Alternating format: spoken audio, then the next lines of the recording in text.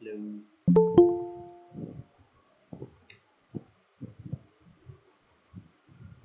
Can you guys do me a favor?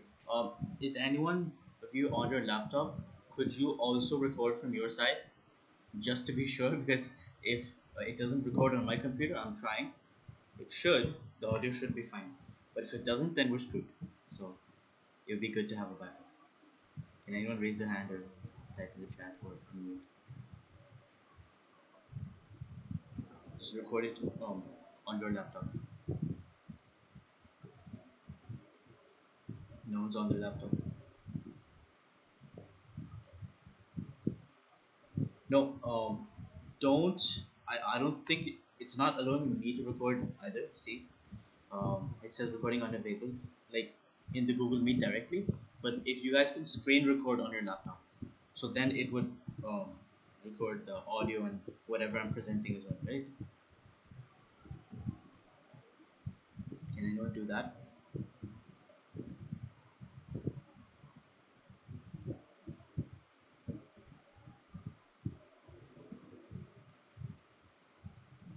No.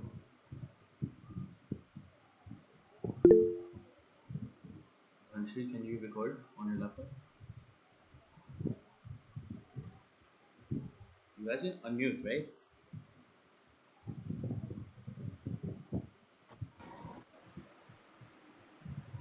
We can unmute ourselves. Yeah. Can anyone please tell me if they can record? Otherwise, I think it is working. Yeah. Hello, hello, hello. Yeah, it's working. It should work. Okay. Let's start. I guess if you guys can turn your videos on, I swear I hate talking to. I'm not audible.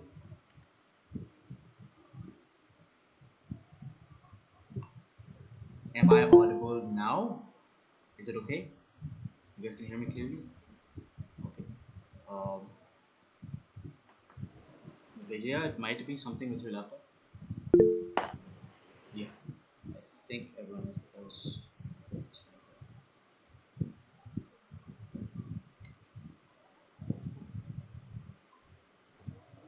Okay.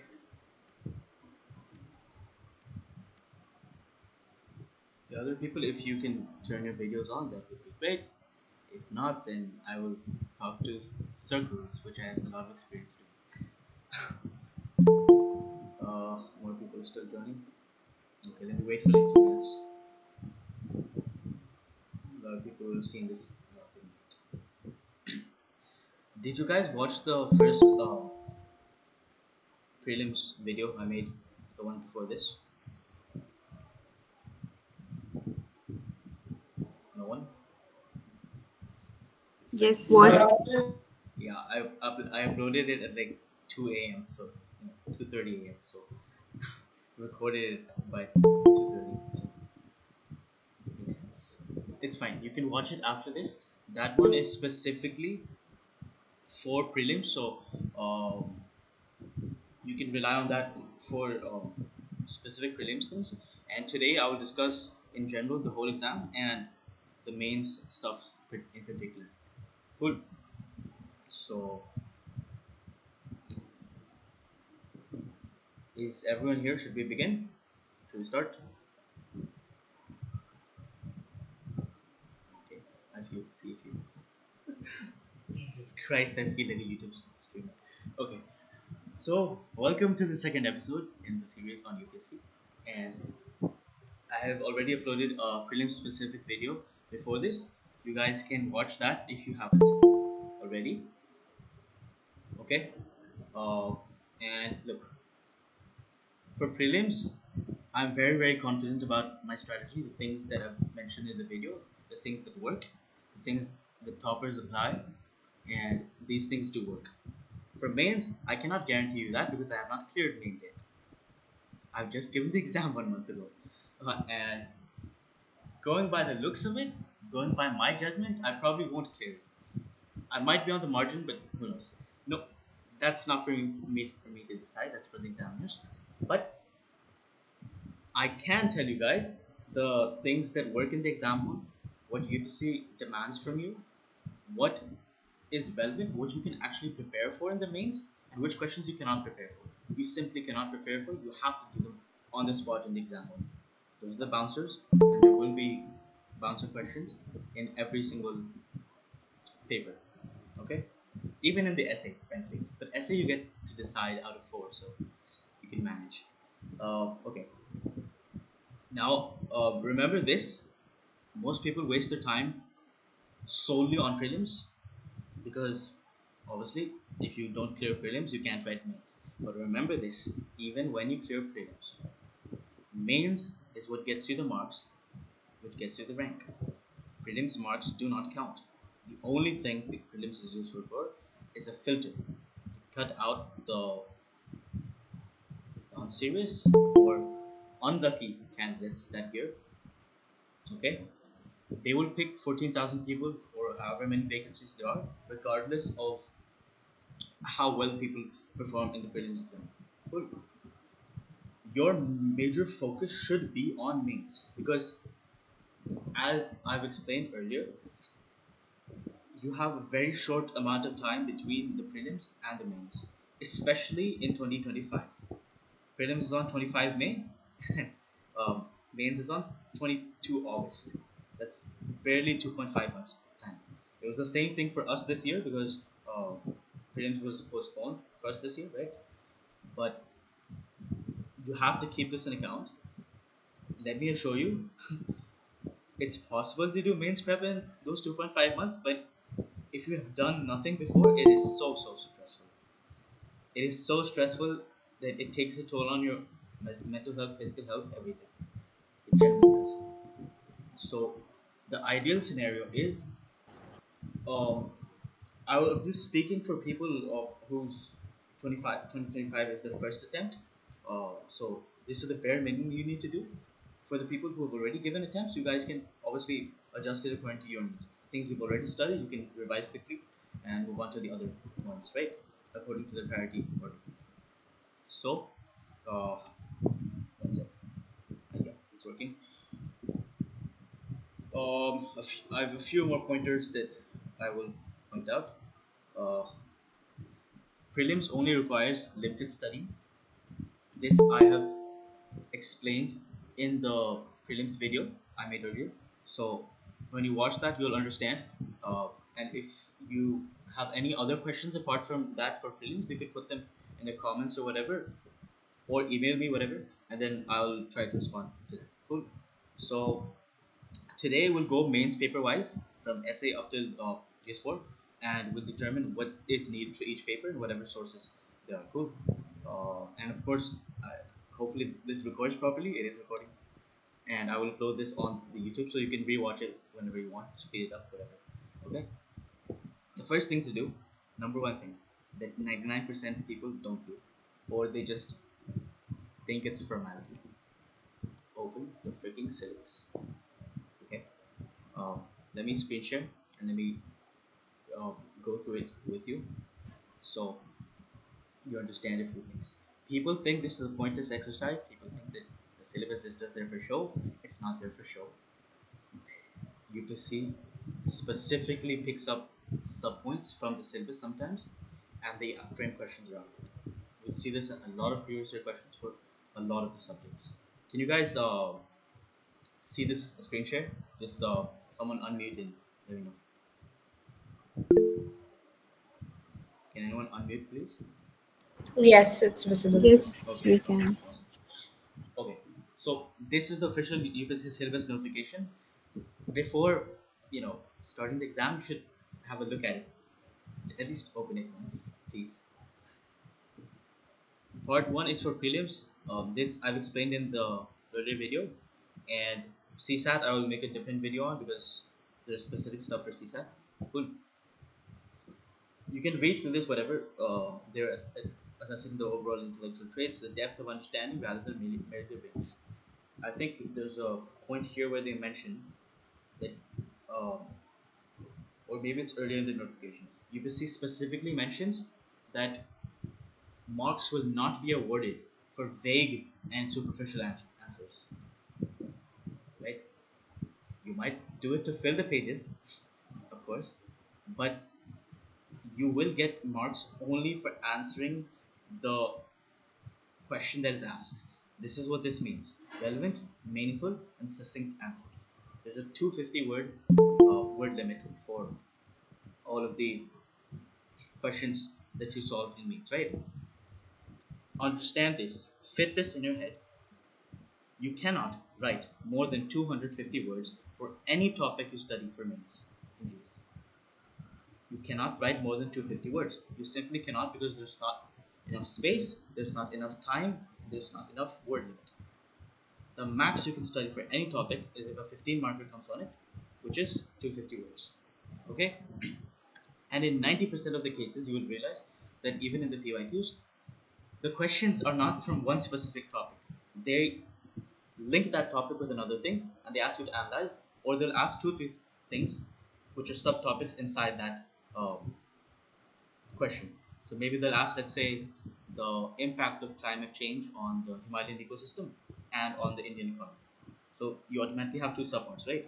Impact on the Himalayan ecosystem and impact on the Indian economy. Cool. This dimension, the scope for the optional papers is more than the honors degree level and lower than the master's degree level.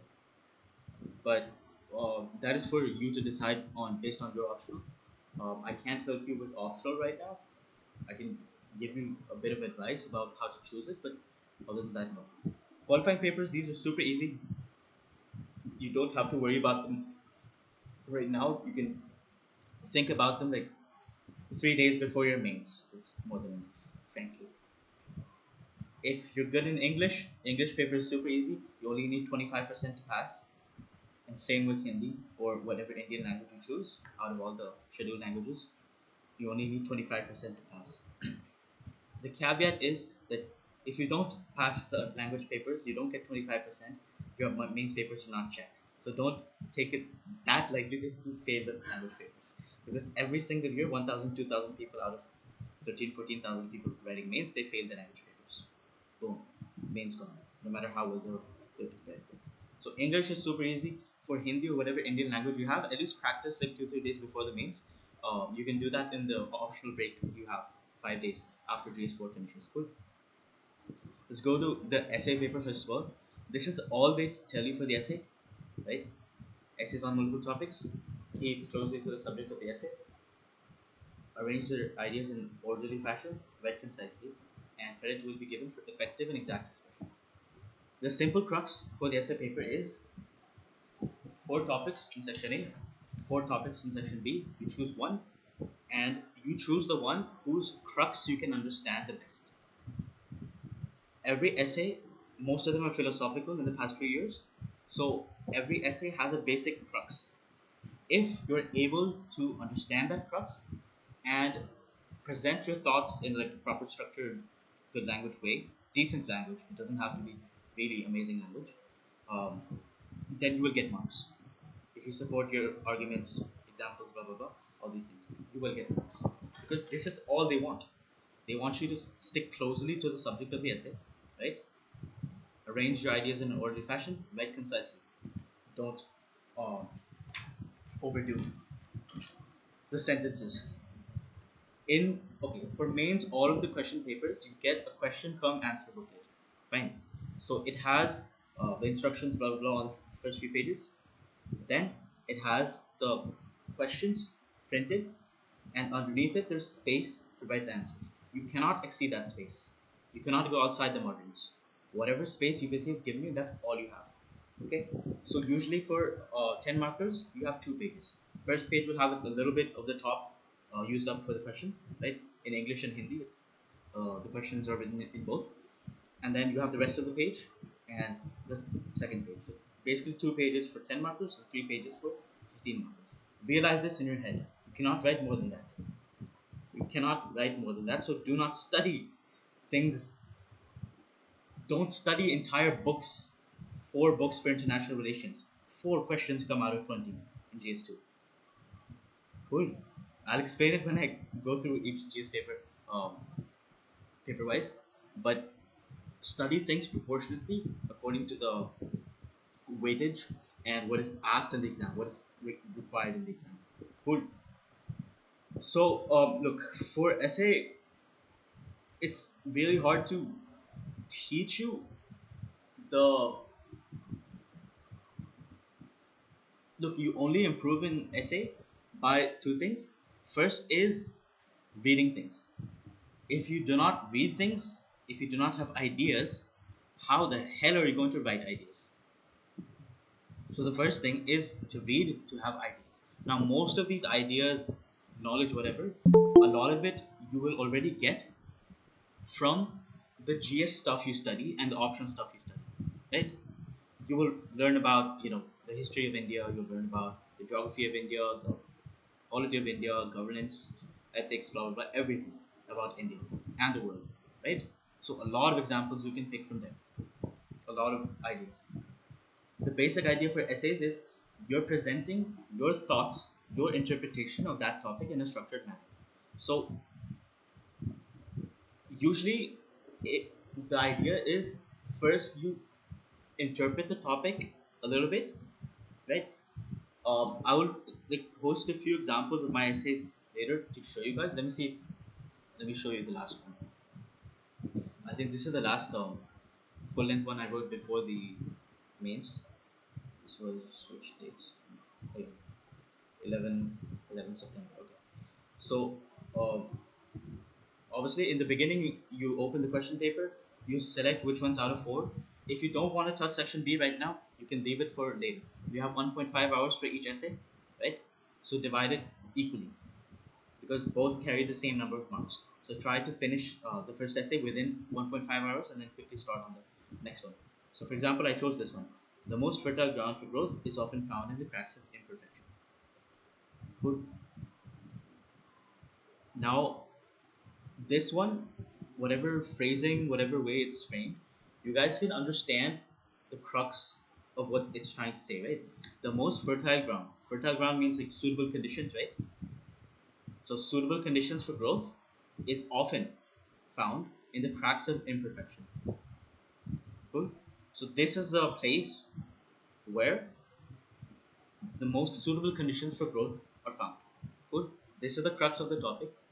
If you revolve your entire essay around this, you will get marks because that is the crux of the topic. You're sticking closely to the subject of the essay, right? So, what I usually tend to do, look, essay is very, very subjective. You can have multiple styles, multiple ways of writing the essays, blah blah blah. I really like fiction. I'm good at writing fiction, so I usually start with a story or an anecdote that's is directly related to the topic. So it feels more you know engaging for the examiner. Remember this? I was talking to Vikram Girwal sir about his essay. I asked him advice about the essays, and he the first few essays I sent him, he told me something that your writing is overpowering your essay. You're spending so much time in introducing the topic, telling the story, blah blah blah, that there's not enough space for the analysis for that. So I wasted 2, 3 pages, 4 pages in the introduction, and then I'm only left with 8 pages. They give you usually around 12 pages in the QCAP for one essay. So you can aim to write like 10 to 11 pages. That's usually more than enough because the word limit is also 1,000 to 1,200. So you have to stay within that. So you can aim for 10 to 11 pages. It's usually more than enough. Cool. So I usually start with a story, blah blah blah. Cool. I introduce the story of Babur. My idea, because I really like doing this, is I introduce it like you're in the middle of the movie scene. Suddenly, a movie scene is playing. I introduce it like that. So it seems less boring, I guess, for the examiner because remember the examiner is probably a middle age or old man professor. He's bored out of his mind reading shitty essays the entire day. He wants to get it over with. So when you do something that's a little bit creative but still relevant to the topic, that gets you brownie points. That does get you brownie points. The key is not to overdo it. Good. The key is you should have good arguments, good examples relevant to the topic. Always rotate around the topic. Good. So then I directly go into connecting it to the topic. This story of Babur is a prime example of how the most fertile ground for growth can be found in imperfect conditions. This is my interpretation of the topic, right? With his shoulders bruised, blah blah blah, he could have turned back, but he embraced the conditions and he fought on, changed the course of Indian history. So then I explored why is it that humanity is searching for these ideal conditions before doing anything. Because in my mind, when I was brainstorming, this is the first question that came up naturally. Why do we want perfection? Why do we have to go for imperfection, right? Why are we searching for perfection? It's because, and then my argument is, this is the argument, it is due to a deeply rooted aversion to risks. We're filled with insecurities, blah, blah, blah, comfort zones, blah, blah, blah, these kind of things. So, this perfection is a myth. This is my argument, right? We can never reach it, no matter how much we try. So, since perfection is impossible, what do we do then? Should we give up? The solution is in embracing imperfection. You see how it's revolving around the topic? Perfection cannot be achieved. Okay, so what do? We embrace imperfection. And then the essay goes on to explore uh, what embracing this imperfection does. So we realize that they're the breeding ground for growth, blah, blah, blah. They provide problems. This is another argument. What is a life without problems? The absence of challenges makes life dull and boring. Then they also provide a scope of change. So see, I'm not filling my essay just with examples. I'm first doing a little bit of analysis, exploring, interpreting the topic, but staying directly close to it. And then I go on to substantiate it with examples. So scope for change. So at the stroke of the midnight hour, blah blah blah, all these problems India was faced with, they could have given up, but the situation was helpless. But still, Sardar Patel and VP Menon, they consolidated all the princess states. Cool. This is one major example. I explore that, connected to the topic. From this, imperfection, this turmoil, the India that we know emerged. Good. Striving for betterment. So this is connected to the idea of growth. Then in the 1980s, the ozone hole, the Montreal Protocol story that I connected, right? Because the conditions were imperfect. You don't have the technology, you don't have the funding, but you can't wait for climate change to get worse, right? So they acted in that, and there was growth. Then climate change, another question. Then Elon Musk, SpaceX, his experiments, failures, blah blah blah, these kind of things. India's Paralympic athletes, they're not perfect. They don't have perfect bodies, but still they try and go for change, right? So you see how I am first introduced to the topic, um, discussing a little bit of sort of the ideas, theory behind it. So I understand. So the examiner knows that I have understood what the crux of the topic is, the theory as well, and then I show how it manifests in different areas.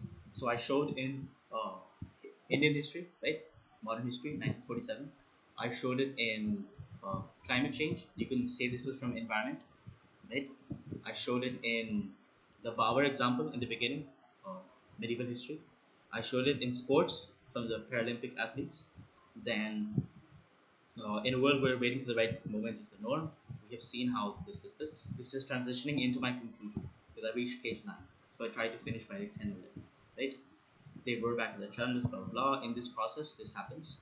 They discover themselves, they grow, and then since perfection is imaginary, problems are permanent, embracing is the only way forward. In the conclusion, what advice I've gotten from Vikram sir and a few other people is have a futuristic conclusion in the end. So end it on a sort of positive note because he says it makes the old examiners fuzzy and warm inside. It makes them feel good. And, oh, this kid is optimistic. Yay.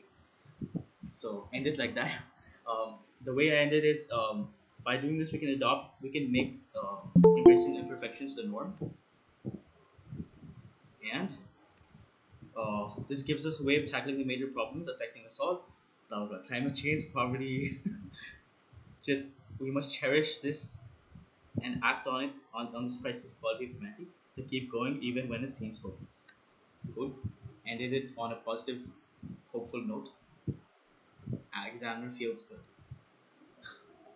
So this is an example. I'll post a few of the other essays. Like you can read through them. They're not perfect, but you'll get at least an idea of uh, how you can um, analyze the topic, talk about the crux, talk about the theory, all these things, and how you can connect examples to arguments. So just remember this: if you only explore examples, fill the essay with examples, multiple dimensions, you think it's multidimensional, really nice, but it'll stop you at a certain score, maybe like 110, 120, God knows what, uh, because you haven't done enough analysis, you haven't done enough interpretation of the topic. Good. So you should try to have a balanced mix of both analysis of the theory, interpretation, and then substantiating your arguments, supporting them with examples from different fields. Cool. So, like in my mind, before the essay paper, I had written down a few pointers. If you guys want, I'll take a picture of that and send it to you. So it's like different dimensions based on the UPSC syllabus. Think syllabus wise. You can talk about history, you can talk about culture, you can talk about geography, um, you can talk about Indian society. Then in GS2, you can talk about polity, you can talk about governance, administration. So your examples and stuff, they can be from these different dimensions. And then there's more dimensions. You can take examples from sports, from movies, from great leaders, lives of great leaders, from philosophers if you were good at that, from, let's say, um, former presidents, former prime ministers, former administrators, then from books. You can take examples from books as well. In one of my essays, I used Harry Potter. Though, I mean, it isn't a scene in Harry Potter, but three people wandering the halls with their mouths agape, stand in awe because the paintings have just spoken to them. Hogwarts is even more amazing than I thought. One said. So you can start with anything you want, but just keep it brief. Cool. Okay. Does essay make sense a little bit for you guys? Okay. The thing to do is you can read my essays, you can read other toppers' essays. You'll at least get some of the idea of what is working. Look, there is this document I will share with you in a Google Drive folder. It has topper copies of the past 2 years, 23 and 2022, cool, for essay, GS1, GS2, GS3, GS and GS4. So go in essay, look, these are all the 2023 ones. Pick the one people who have the highest marks. So you can read the top two, three. So Nosheen Mams you can read, Animate Sirs you can read, Apurv Anands you can read. If you find the essays for these guys as well on the internet somewhere, you can do that. Otherwise, you can just read these. They'll give you a good idea. So read like two, three. You can read the 2022 ones if you want as well. Gautam sir, his essays were decent. Uh, Smriti Mishra, good. You can read these ones, and you'll get a good idea. The other thing is, if you have read books or other things apart from the UPSC syllabus earlier, then try to pick ideas, examples from there as well. You can get references from there. That like enriches your answers and makes it less generic. Because trust me, 90% of the people who are writing the essays, they will be putting in Gandhiji, Gautam Buddha, Jawaharlal Nehru, maybe Aristotle, Socrates, Plato. They will be putting in like literally just 10, 15 examples, and the examiner will be bored out of his mind when he reads that in every other paper. So when they see different examples, when they see different dimensions, when they see, oh, this kid connected this to this, okay, this deserves more points. Fine. uh, Other than that, there's not really much else you can do. If you want, you can read like collections of essays or uh, well written works. Like on Amazon, there's this book collection of 50 greatest essays of all time, something like that. So if you have a lot of free time, then you can read that. If you don't worry about it. Just rely on the things you read earlier. Rely on connecting whatever you know to the. Look, trust me, in the essay, um, you can connect almost any example to your argument if you frame it the correct way. So the problem is not having enough examples. The problem is thinking, brainstorming on that topic, interpreting it correctly, generating the right arguments, and then supporting them with examples. That's the challenge. That will come with practice. So you can sit with an essay prompt of the previous year questions if you want, or I will give you these mock essays, which basically are generated from the. Um, I fed the 2022 and the 2023 essay questions into ChatGPT, and I told it to generate topics on the same pattern, and it did. It gave really good topics, which is simple. The problem is in coaching mock test questions, the topics are really weird. It's I found it like really different from the UPSC. So you can practice those ones if you want. There's four mock tests, so 8 questions in each, 32 questions. Or you can pick up any random coaching's essay. For essay, it's fine because anyways the topics are abstract, so it'll be a challenge for you to think on abstract topics. Cool. Uh, Now let's move on to GS1. Fine. Oh yeah, one more. Okay, for essay, you can also go through this document. I'll also share with you in the folder. This is basically an analysis of all the mains papers from 2023 up till 2020. Sorry, 13 to 23. Cool. This is literally godly. This document. The essays are arranged topic wise. You can go through these. Be careful though. For essays, don't stress about the theme topics like about health and education, about empowerment, about growth, development, welfare. Because look, these questions used to be asked before like 2019, 2014, 15, 16, 17, 14, 19. But health and education, this was education is a common one. This gets repeated. But just analyze this and see that the theme ones aren't asked in the past few years. It's almost all philosophical topics. The reason for this is UPSC got tired of people writing long GS answers in essays. They're literally writing GS answers in essays. No creativity, no interpretation, no analysis. So they decided to force you guys to think by giving philosophical topics. Now you have no option. Now you have to think, you have to interpret it however you, right? So focus on the philosophical ones, which are here. Philosophy and code based. These are the ones you should prioritize. Good. Same document, it has the analysis of GS1 up to GS4. So use this resource, it's very helpful. Use this table to understand what is the breakdown of syllabus topics. So whatever syllabus topics you subtopics you have in GS1, right? Indian culture, blah blah blah blah blah. Read this very carefully. Do not go outside this.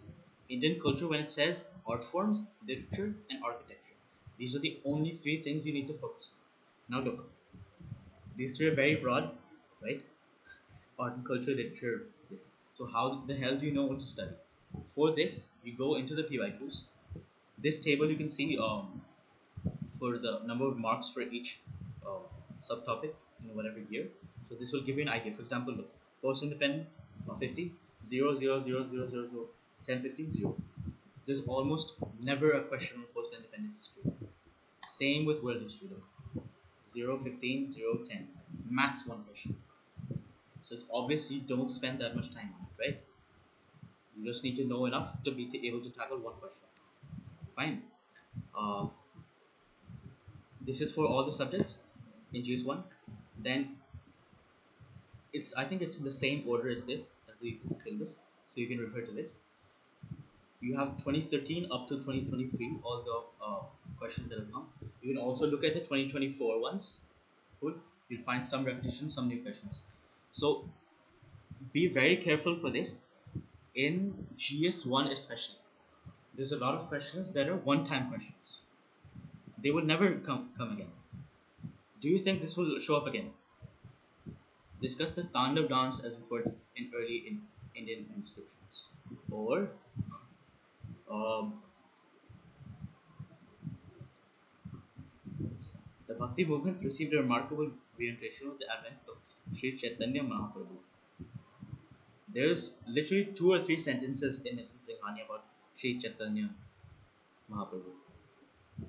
Tell me how the hell are you going to write a 15 marker, 250 word answer on this?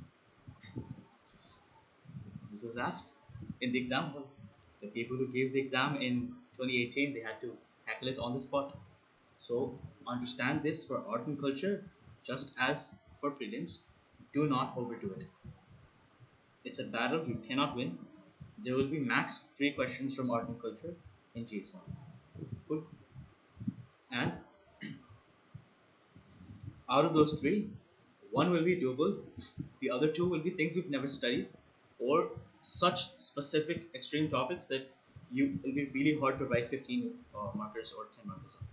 So what you do is you write whatever you know, you connect it to the topic, and you try to generate dimensions. For example, if it asks about for example, this Vedic society, what are the main features of Vedic society and religion? Do you think some of these features are still pertaining? 2 parts of the question, 15 marks. So what are the main features? If you want, you can write an introduction. Vedic period was from this year to this, blah blah blah. Then main features. This is the heading. Main features of Vedic society, and you can make another heading if you want. Main features of Vedic religion. So Vedic society, you think whatever was in Vedic society. You think, okay, there was. If you talk about the later Vedic age as well, there was um, patriarchy started, right, in the Vedic age.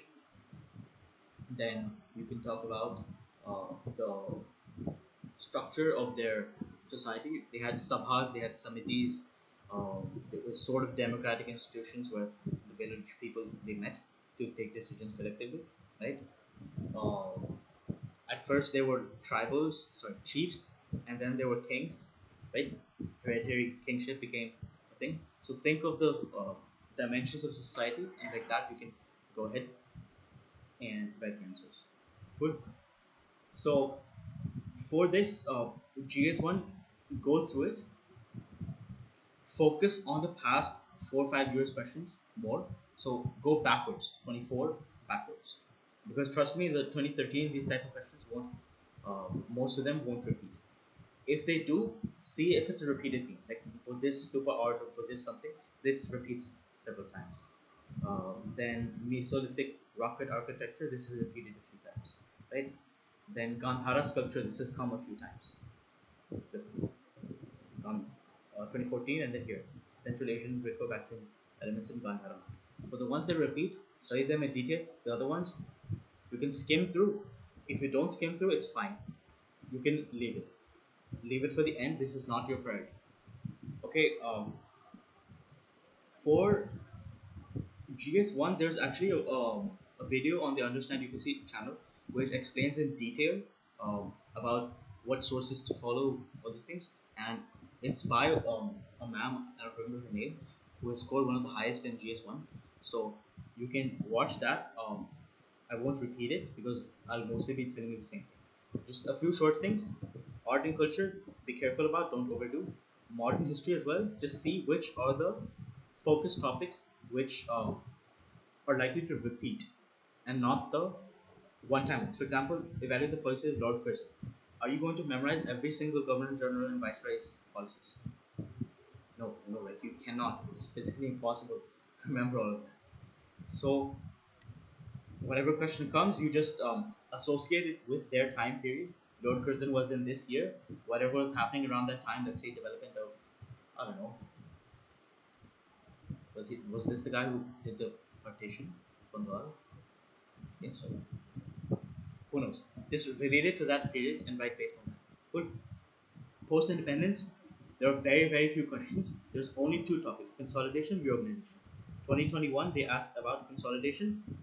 So prepare an answer to this according to consolidation, and this is reorganization.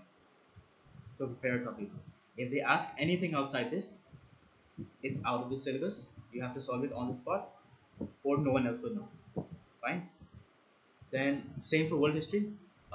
Focus on the past few years and just focus on the keywords that they've given in the syllabus: industrial revolution, world wars, the time period between the two world wars, blah blah blah. This much you can study will be more than enough to answer any question. There will be random questions that you will not be able to solve. Look, what problems were germane to the decolonization process of Malay Peninsula 2017? Have any of you studied the decolonization of the Malay Peninsula? Tell me. But guess what? It's in the exam hall. You have 7 minutes. You have to write the answer, or you leave it blank and you get 0 marks, right? So what do you do in such situations? Complete bouncer questions. As I said, in every single paper there will be at least 4 or 5, sometimes more. Cool. You have to tackle them on the spot, and the way to do it is you connect it to whatever you know. You study decolonization in the context of India, right? You remember what problems were happening in India? There was poverty, there was unemployment, there was really bad communalism, communal tensions. There was a fragmented society. There was, effects of the divide and rule policy. External, um, external trade, external communications, external relations were handled by the British, so we didn't have relations with other people. Military was controlled by the British, right? Civil wars in some places. So you can write these points according to Malaysia as well, right? According to Malaysia and Singapore. This is how you generate points when you know nothing. You connect it to something you have studied and you write something relevant. Because when you write something relevant to the question, these things are answering the question. These problems, this is where conjecture making helps in mains. Obviously, some of these problems would have been common to the Malay Peninsula because they were also ruled by the British, right? They faced similar situations. Then Indian society go through it, go through this syllabus. I won't go into too much detail. Watch the video. I'll add the link in the YouTube this video description when I post it on YouTube, so it'll be easy for you. Indian society, be careful. Don't overdo the theory part. Most of the questions are, especially in the past few years, are either directly based on the syllabus topics, like does urbanization lead to more segregation and or marginalization of the poor in the Indian metropolises? Urbanization problems, right? Directly from the syllabus. Or let's say effects of globalization in Indian society.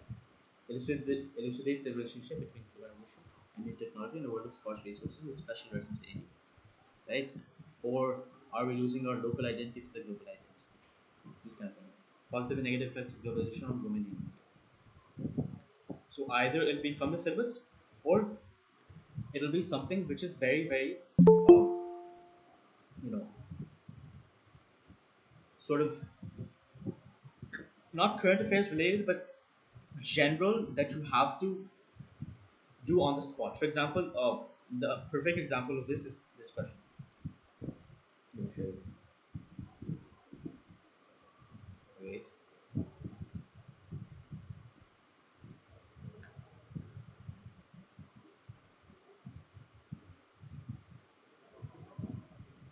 There was this child cuddling question.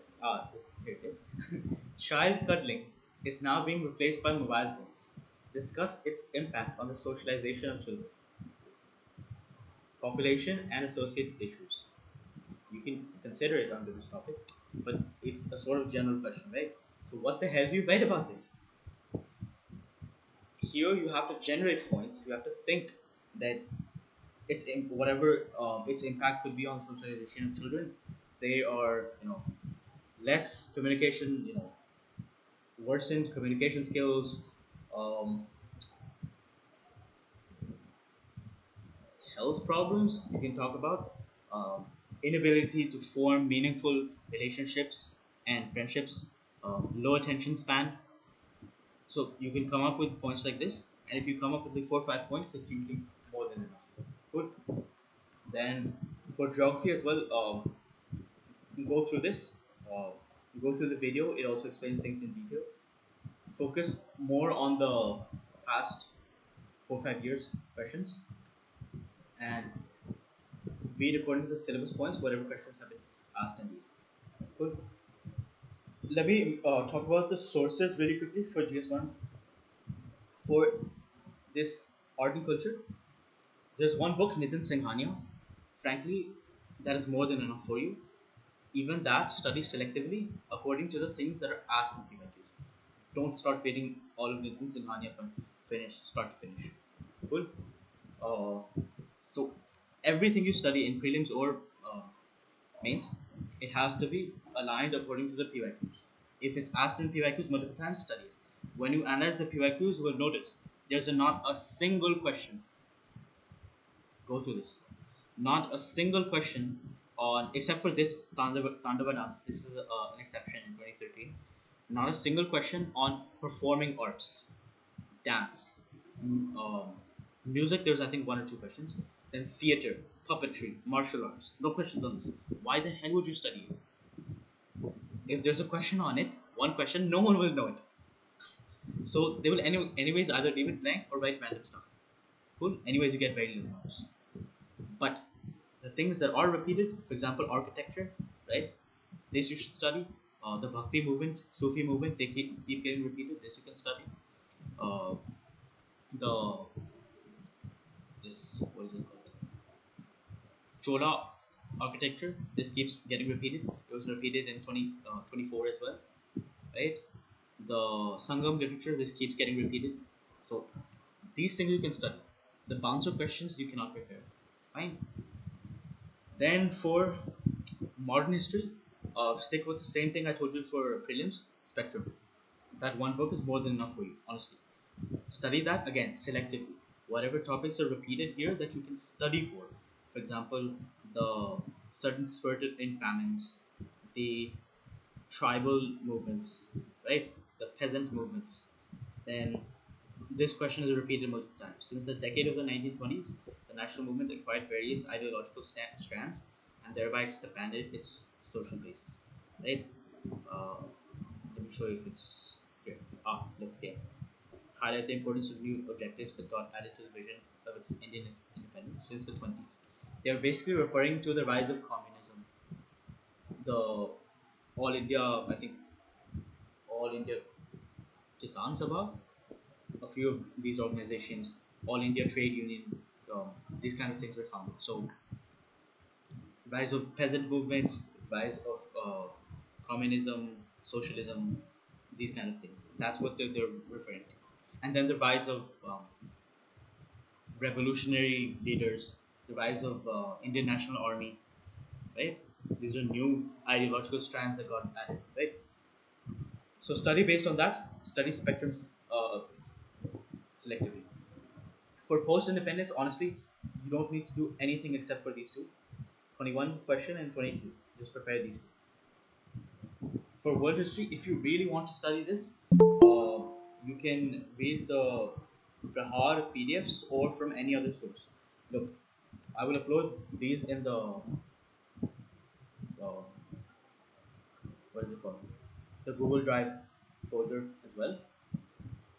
You can read. These are basically mains specific PDFs made by these guys, only IS, and for the smaller topics where you don't have time to read an entire textbook for, they're helpful. Like especially for world history and these kind of things. So open this, study it selectively, see which things have been asked in PYQs, and the ones that seem relevant, like for example, Industrial Revolution, uh, American Revolution, French Revolution, American Revolution here, French Revolution, right? Nationalism, then Industrial Revolution, colonialism, and decolonization, right? World War One, Russian Revolution, World War Two, the interwar period. Yeah, this is pretty much the important stuff. So these things you can study. Remember, one question in world history, usually zero questions in post event. Do not overdo it. Do not overdo art and culture. Do not overdo modern history. Art and culture will have three questions max. Modern history will also have three questions max. This is out of 20. In GS1, you score with 8 geography questions and 6 Indian society questions. That's the majority of the paper. Fine. So geography and Indian society needs to be worked on more. For Indian society, again, you can read the Prahal thing, or you can use any other book or something if you want. I would suggest for Indian society just pick one source. It's not worth doing it from multiple sources. It's very very broad, right? And there are some questions that will be unpredictable, so you would have to solve them on the spot. So strictly refer to the uh, syllabus points and the respective QIQs, and then study it from the theory, whatever, from one source, either Prahar or some other book if you want. Okay. Then for geography, um, for prelims, you will anyway study the three NCERT books. Class 11, both of them, and class 12, there's one. I think fundamentals of, sorry, India, people, and economy. This I've mentioned in the prelims video. So you study that. A lot of the content from that can be used for the mains questions. Cool. The second thing is, if you guys are in Misfits, most of you I think are, a lot of the geography concepts are covered in the videos really well. So you can make notes if you want from there or whatever. If you really want something extra, then go for this, the hard PDF for geography and disaster management. Right? This is covered according to the main syllabus. So whatever is missing you feel that you haven't studied, you can study selectively from that. Cool. GS1 is clear. If there's anything else, you can watch the video. Uh, I will post that video soon. Cool. Uh, Now let's go to GS2. Before that, let me mention a few things. The syllabus pattern was changed in 2017. Before 2017, there used to be 20 12.5 mark questions where you had to write 200 words. Cool. In 2017, it was changed. Suddenly, they made uh, 10 mark questions and 10 15 mark questions, which has been carried on up to 2024, which will likely be the same thing in 2025. If it changes, it will be announced in the 2025 official notification. Most likely, it won't. They usually give a notice before changing the syllabus. Good. So the questions before 2017, the 2013 to 2016, you can just read through them, note down the topics that you see are repeating or you think that are important, but you don't necessarily have to sit and write those answers because there will be 200-word answers. There, the questions are, of course, you can mold it to fit 150 words or 250 words, but um, those questions don't repeat as much. The priority is 2017 onwards. Cool. That's why I said go in reverse order for priority, 24 backwards. Second thing, there is a priority order for studying the main subjects according to their weight. I've explained the same thing in prelims for mains as well. If you guys want to write this down, you should. Number one is your optional. Good. 500 marks out of 1750. Second, essay, 250 marks. Third, GS4, ethics, 250 marks. Good. Fourth is polity plus governance plus social justice. This list I'll post somewhere, either on my blog or in the YouTube description or whatever as well. But fourth is polity plus governance plus social justice. Total gives you around 16 questions in GS2. Why I'm saying this is because polity usually has 9 10 questions alone from the polity syllabus. So, governance usually has 3 questions. Social justice usually has 3 questions. Whatever breakdown I'm telling you, in mains this stays almost the same every year. The max that will change is 1 or 2 questions up or down. Maybe polity the last 9, and maybe governance the last 4, right? Social justice 3. So it doesn't vary that much. So mains you can predict.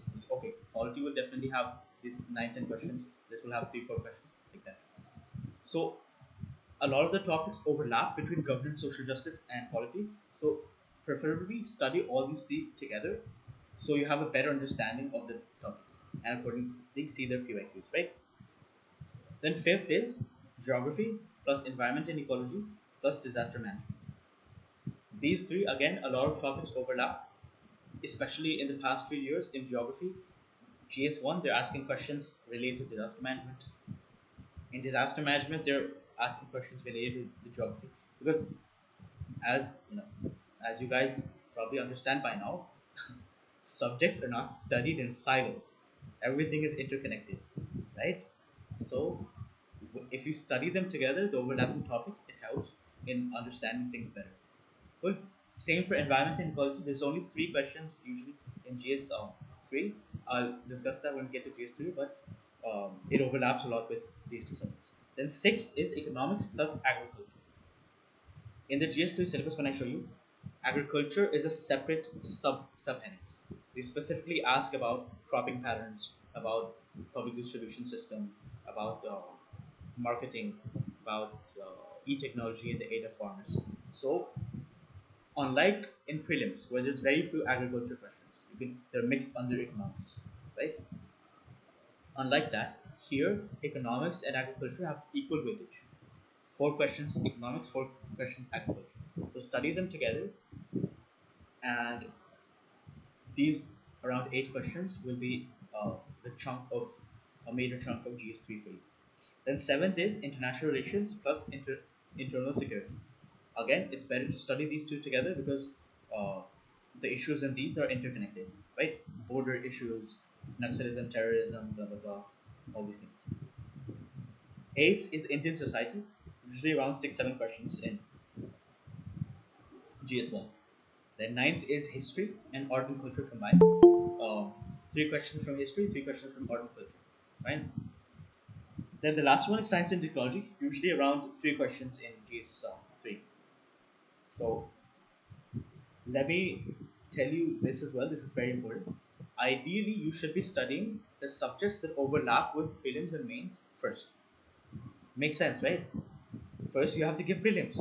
Only then you'll have time to study internal security and Indian society and ethics and blah blah blah. So study these first, especially if you're a beginner who's just starting.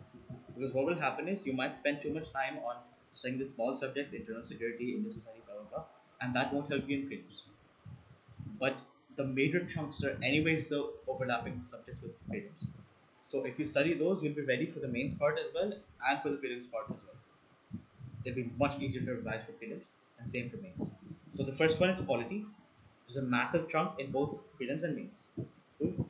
This is your first priority. Second is geography. Again, massive chunk in both prelims and mains. Third is economics. Same thing.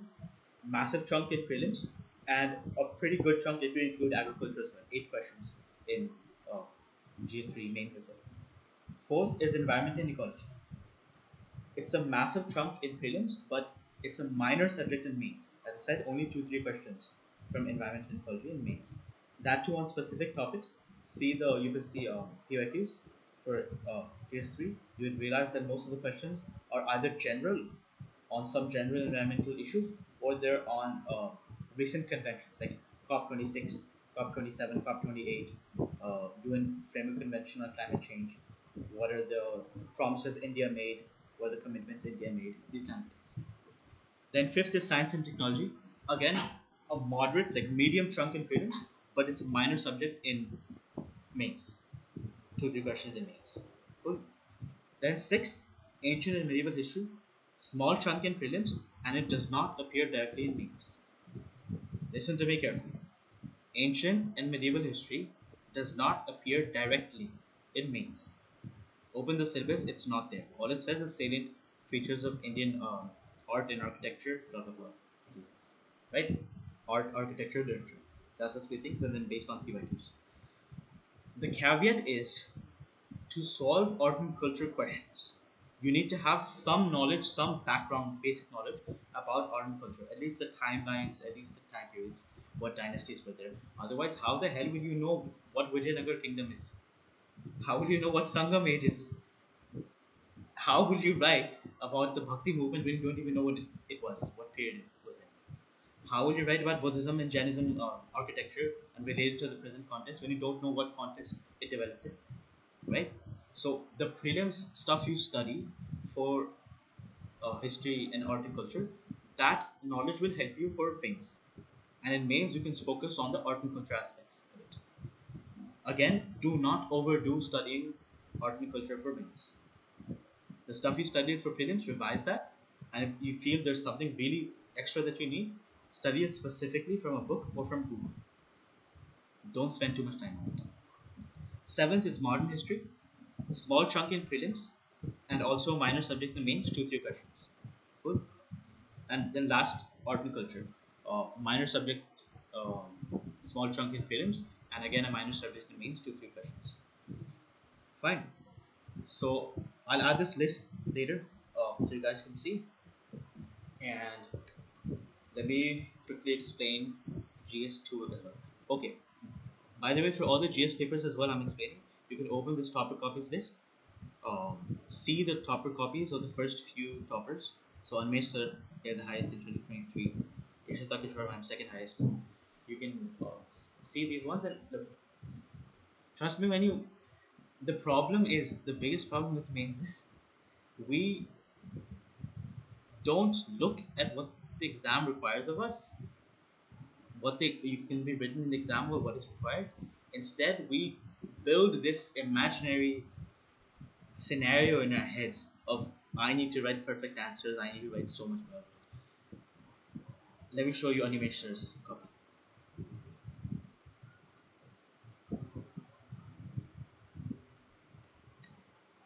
This guy's not stupid, right? He's not stupid. Cleared the exam in his first attempt with his mom having cancer throughout, having to go through hospital visits with a working job. Still cleared it in his first attempt, all in direct two. He's not stupid. He must be doing something right. Let's see.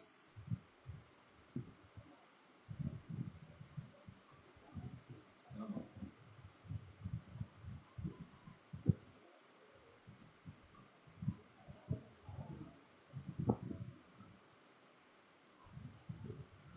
One sec. It will.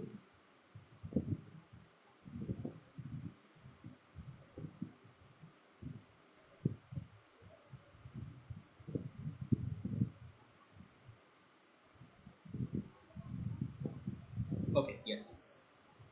Traditional theatre forms, as I said, be careful because the coaching test series questions are very different from the UPSC PYQs. You'll notice not a single question in all of UPSC PYQs about theatre, but still, um, you write these so you get practice of writing answers to questions that you don't know. Cool. So, some introduction, 3 4 lines. Drew a map about the theatre forms, a massive heading to take up space, one subheading, fusion of mass entertainment, blah blah blah. Example against Sati. Another example. 3 4 5 6. 6 points. A small conclusion. Connected it to current topic. Boom. That's all. All India rank 2 is not stupid, right? The problem is people don't understand that to pass mains you need to do well in the things that you can prepare for, which is what I'm telling you, based on the syllabus topics and based on the PYQs. These things you can prepare for, right? But in those questions, the toppers who make it, they score the highest because they're well prepared with that. They've memorized the definitions if needed. They've memorized good examples. They've memorized whatever relevant points were there according to those syllabus topics and the PYQs. Then, in some questions, they write a little bit above average answers. Where most people are writing generic answers, they might be writing slightly better arguments, maybe some more examples, maybe a little bit more value addition, like examples, diagrams, maps, these kind of things, right? And even in the ones that they don't know at all, they're able to write decent answers. Like Animesh sir did for this theater. Of course, he'd probably studied theater because he remembered specific examples, right? But even if you don't, you can write generic points. Propagated social values, disseminated mythology, art forms got expressed, cultural unity, individual role in community. These are generic points, right? But when you add specific examples to them, the answer becomes better. So when you do this analysis for yourself, you'll understand what is the level required. The reason I'm telling you to do this at the start is so you don't fall into that trap of, oh, my answers are terrible. Oh, how am I going to do this? This is the best in all India in that GS paper that you're seeing.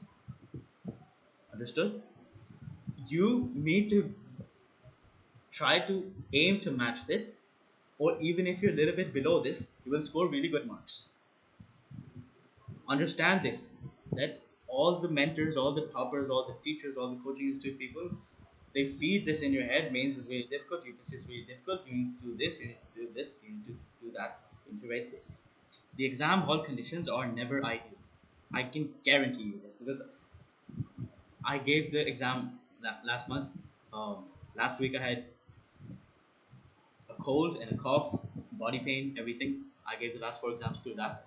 Uh, in my GS2 exam hall, there was construction happening in the afternoon for the entire 3 hours. You have to concentrate through that. Exam hall conditions are never ideal. You don't get enough sleep. You're physically tired. Everything. So in the exam hall, you write what you can first, well, for the questions that you know, and the ones you don't know, you try to do the best that you can. Okay. A few more important things that you should know. This I'll close for now. GS2, GS3, GS4. It has all the topics copies, so you can see this later. Fine, they'll be added in the Google Drive folder. A few more things. Look, these are a few things that I learned from Anudeep Durishetty sir. Um, his book, his advice. This man has scored the highest ever in UPSC Mains in 2000, I think 17. It was his fifth attempt, all India rank one. Before that, I don't think he was clearing the exam. So he must be doing something right, right? That he scores all India rank one in his fifth attempt, despite not clearing the exam in multiple attempts. So a few things that important things that he mentions is more points in UPSC Mains does not necessarily mean more marks. It's a very important point to understand. People think you have to write 12 points, 15 points, blah, blah, blah. No, you have to answer the question in however many points or words or whatever you want. And stick to the word limit, stick to the page limit. If you answer the question to a 15 marker within 2 pages instead of 3, and you've answered it well, answered every part of the question, given examples, blah, blah, blah, whatever, you will get marks. If you do the same thing in 3 pages, you will still get marks. But there's no hard and fast rule that you have to fill all the pages, blah, blah. In my mains, obviously, I was not really well prepared. A lot of things I did not know. So what I did was, for some of the 10 markers, I only wrote one page, crossed out the second page. For some of the 15 markers, I only wrote 2 pages, crossed out the third page. If I've answered the question, I will get marks on the basis of that, not on the basis of pages that you find. Understand this, UPSC examiners are not stupid. These guys are the best professors in the country. Of course, their identity is not revealed because UPSC has to maintain the confidentiality, but they are very experienced, smart people in their fields. They know you will get marks deservedly. You cannot fool them. You do not fool the examiner. You will get the marks you deserve based on what you have written. Fine, understand this. A 5-year old is not checking your question paper. An experienced professor, probably in that field, is. Most people don't know the evaluation method of UPSC. Frankly, there's no 100% certainty on it. But I've read an article. It's by this guy who apparently says that 10 years ago, some people filed a case on UPSC asking them to reveal their, you know, evaluation methods, and they replied in an affidavit or something to the Supreme Court, and they've given in detail, explained what their evaluation process is, and a head examiner sets the evaluation standard, blah blah blah, these kind of things. I'll share the link with you guys if you want. You can read it.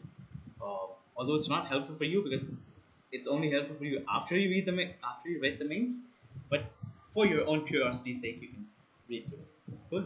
So just trust that whatever marks you get in mains will be what you deserve. Okay.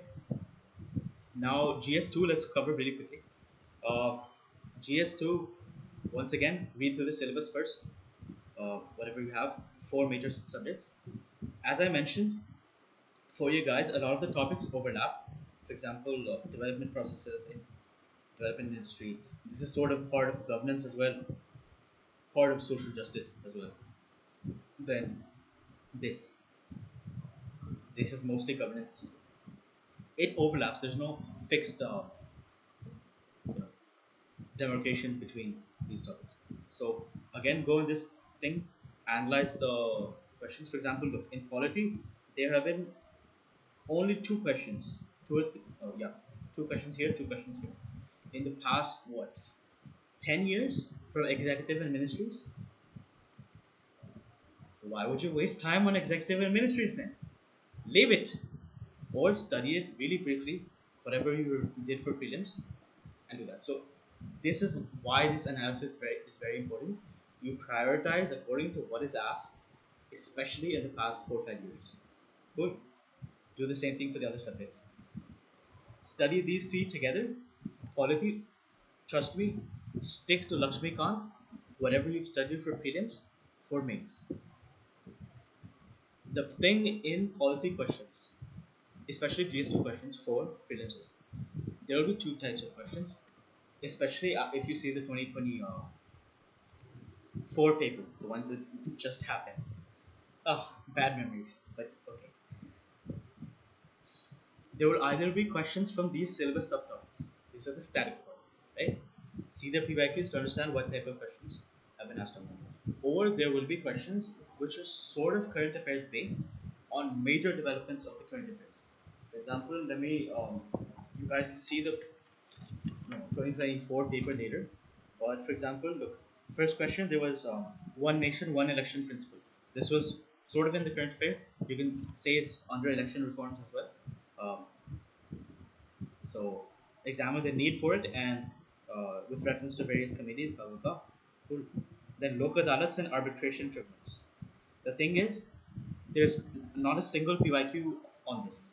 So most people weren't prepared for this because we don't study it in that much detail, even for prelims. So they asked a 10 marker on it, so you had to be prepared for it. If you had studied it, you could. But this is my point. Don't run after the one-time questions. Every year you see with sprint surprises. You cannot run after all of them. You run after the things that are physically preparable from the syllabus and the PYQs. Then growth of cabinet system has marginalized parliamentary supremacy. This is a question. The question on the CAG. This is basic static. Local bodies, basic static. Public charitable trusts. This is from the governance part. Poverty and malnutrition are a repeated question. They've asked multiple times in social justice, right? The vicious cycle. Then democratic governance for civil servants, blah blah blah. Then, for example, they asked what are the aims and objectives of the recently passed Public Examination Prevention of Unfair Means Act. Whether university or state education board examinations are covered under this act.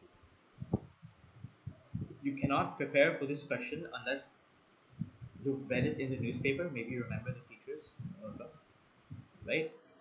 So there are something that you will not know enough for. Do you know enough to write 3 pages on this? Most people didn't, especially in the example. But you do what you can. You write generic points if you can. Fine. Then right to privacy, blah blah blah. They asked this is generic, but then they asked in reference to this, discuss the law relating to DNA testing of child in the womb to establish its paternity. Where in the entire UPSC syllabus will you prepare for this? You cannot. I left that part. I started writing a different act. I realized, okay, this is not the act. They're not talking about sex determination of the fetus. That's a different act. And I realized, oh, they're asking something else. Leave it. It's always better to completely leave something blank in UPSC if you know absolutely nothing about it. If you write wrong facts, trust me, there's a small chance you will get penalty marks. There's a provision in UPSC mains. If you piss off the examiner, if you keep writing wrong answers, factually incorrect answers, super biased answers, you keep writing answers that are not answering the question directly, they will give penalty marks. Minus 15, minus 10 in the entire GS paper for you. Do you know how big of a damage is 10, 15 marks? Negative marking. Don't do this. Answer what the question asks as much as the question asks. Fine. Don't write factually incorrect stuff. This is what Anudeep Surishetty sir says as well. Do not bluff the examiner if you do not know. It's better to leave the blank. If you're not able to even write generic points, something remotely related to that, don't. For example, in this, what would you write? It literally asks discuss the law relating to DNA testing of the child in the womb to establish this paternity. If you do not know the specific law, everything else will be wrong. Make sense? Then stuff like center-state relations, again, static topic. Uh, then PILs, this is something you study in Lakshmikant.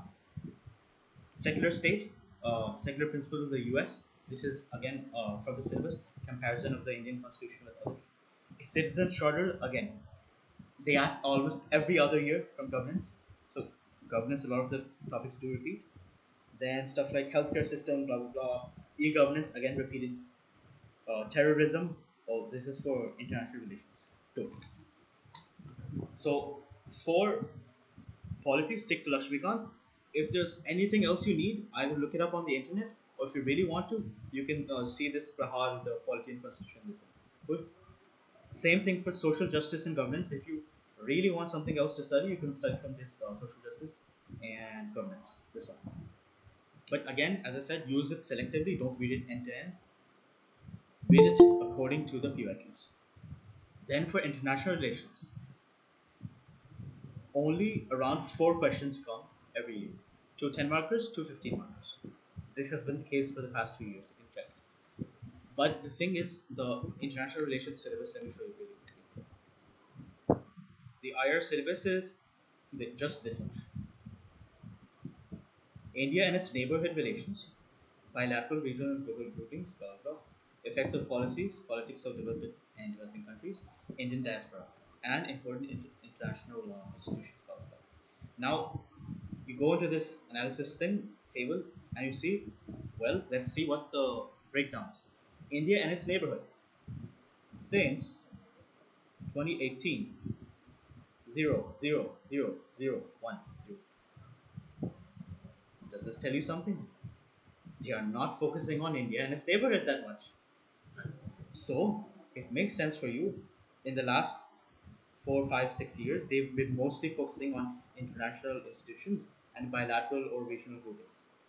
Like when you go into the IR section, you'll see, where is this? Yeah, when you go into the IR section, this is the neighborhood relations. Last question they asked was 2022, Sri Lanka. Understand this, international relations is a game you cannot win against UPSC. It's like art and culture. They can ask anything they want. This year as well, based on the PYQs, everyone prepared Bangladesh, everyone prepared Israel Hamas, everyone prepared the G20, because these are things that hadn't been asked last year. Guess what? They asked none of it. This is history. I don't care what you study. That's how UPSC works. They instead asked, okay, this is a general question that's mostly in the news. So if you read like editorials, if you read the newspaper, you would have some idea. The West is fostering India as an alternative to reduce China's dependence on China's supply chain and as a strategic ally to counter China's political and economic dominance. So explain this statement with examples. So this one makes sense. If you studied, you would understand that the West is following the China plus one strategy. In the US is co-developing turbine engines with India. They're co-developing military whatever. France is supporting India with military equipment, uh, these kind of things. Then there's a ICET, if you guys have studied it in the newspaper, Initiative on Critical and Emerging Technologies between the US and India. So these things you could have written, which is what I wrote because this is what I remember. Then, then they ask, critically analyze India's evolving diplomatic, economic, and strategic relations with Central Asian republics, highlighting their increasing significance in regional and global geopolitics. Everyone was prepared for Bangladesh, Israel, Hamas, Middle East, Iran, West Asia, piracy, Yemen. Nope. Tell me about the Central Asian republics. Understand this. UPSC is not stupid. Do you guys really think that these guys do not know what's going on in the UPSC market? They do not know what things are being discussed in PD 365 and Mains 365 and all the current affairs videos, blah blah blah. There's a very high chance that they're aware of what's going on in the market. So they specifically decide to focus on things which people haven't studied. Cool. And this is why I say, especially in IR, you cannot win this game against UPSC. It's too vast. There's too many developers. and almost everything affects India in some way. So how the hell will you say that this doesn't affect India in some way? Then the 15 markers they asked terrorism about the UN Security Council, a specific organ, the Counterterrorism Committee. But again, if you don't know about the specifics, you write in general about terrorism in the UNSC, which is what I did. Then an expected question on Maldives. This because there was a issue on India Maldives relations with the tweet and insulting India and stuff. So yeah, there's one or two questions in IR that might be from predicted topics which are in the news that year, and the rest will be from stuff that you've either never prepared or know very little about. Like for me, the Central Asian Republics question, I could write something about it because when I was revising international relations, I had decided for some reason there's two chapters on IR about I think India's foreign policy or something in Lakshmikant. And I was like, let's read this as well. So I went and read that, and there's a section on India's relation with the Central Asian countries. The what is it called? Tapi, Turkmenistan, Afghanistan pipeline. Then the INSTC, I think, International North South Transport Corridor. Then uh, the SCO you can talk about. Most of the Central Asian countries are in the SCO. These kind of things, right? So if you know these, you can like okay. Does GS2 make a little bit of sense? Cool. For IR, trust me, you don't need a specific book. If you really want to, then before the next mains, these guys, Prahad will release under another international relations booklet for mains 2025, or some other coaching institute will probably as well. Or there will be some summary videos, blah blah blah, on YouTube. So you can study them from there. But again, be very careful. Do not study all the India's neighbors in detail. There's no question. I think one question in the past. Well, if you count the Maldives one this time, two questions in the past 7 years. Study things proportionately. Almost all of the coaching institutes, blah, blah, blah, all the videos, all the crash courses, they will be teaching you India, Sri Lanka, India, Maldives, India, every single other country. Do not need to go into that much detail. Just study the things that are in current affairs. Cool. Then for GS3, let's go see the syllabus. As I mentioned, for economics, um, see the breakdown. Cool. And same for agriculture. See the breakdown. Then I would suggest, I suggested this in the prelims video for uh, economics as well. Pick up the Vivek Singh book for Indian economy. It covers the what is it called? All the economics and agriculture topics according to the main syllabus. So the chapters are arranged like that, and whatever relevant PYQs are there are at the end of the chapter, so you can practice that after revising that chapter. That honestly, I think, is more than enough for economics and agriculture. Because when you see the PYQs for economics, you will see that out of those four questions, only one or two can be prepared.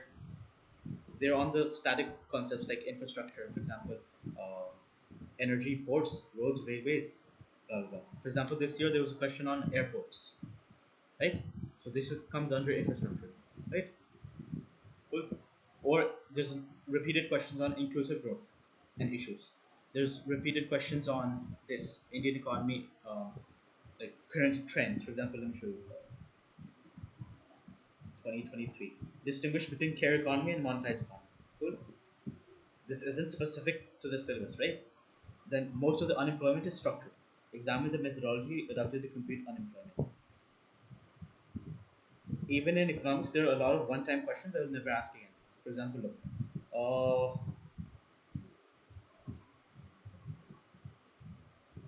Pradhan Mantri Jan Dhan Yojana is necessary bringing this. There's a very low likelihood of asking a specific question on this scheme again.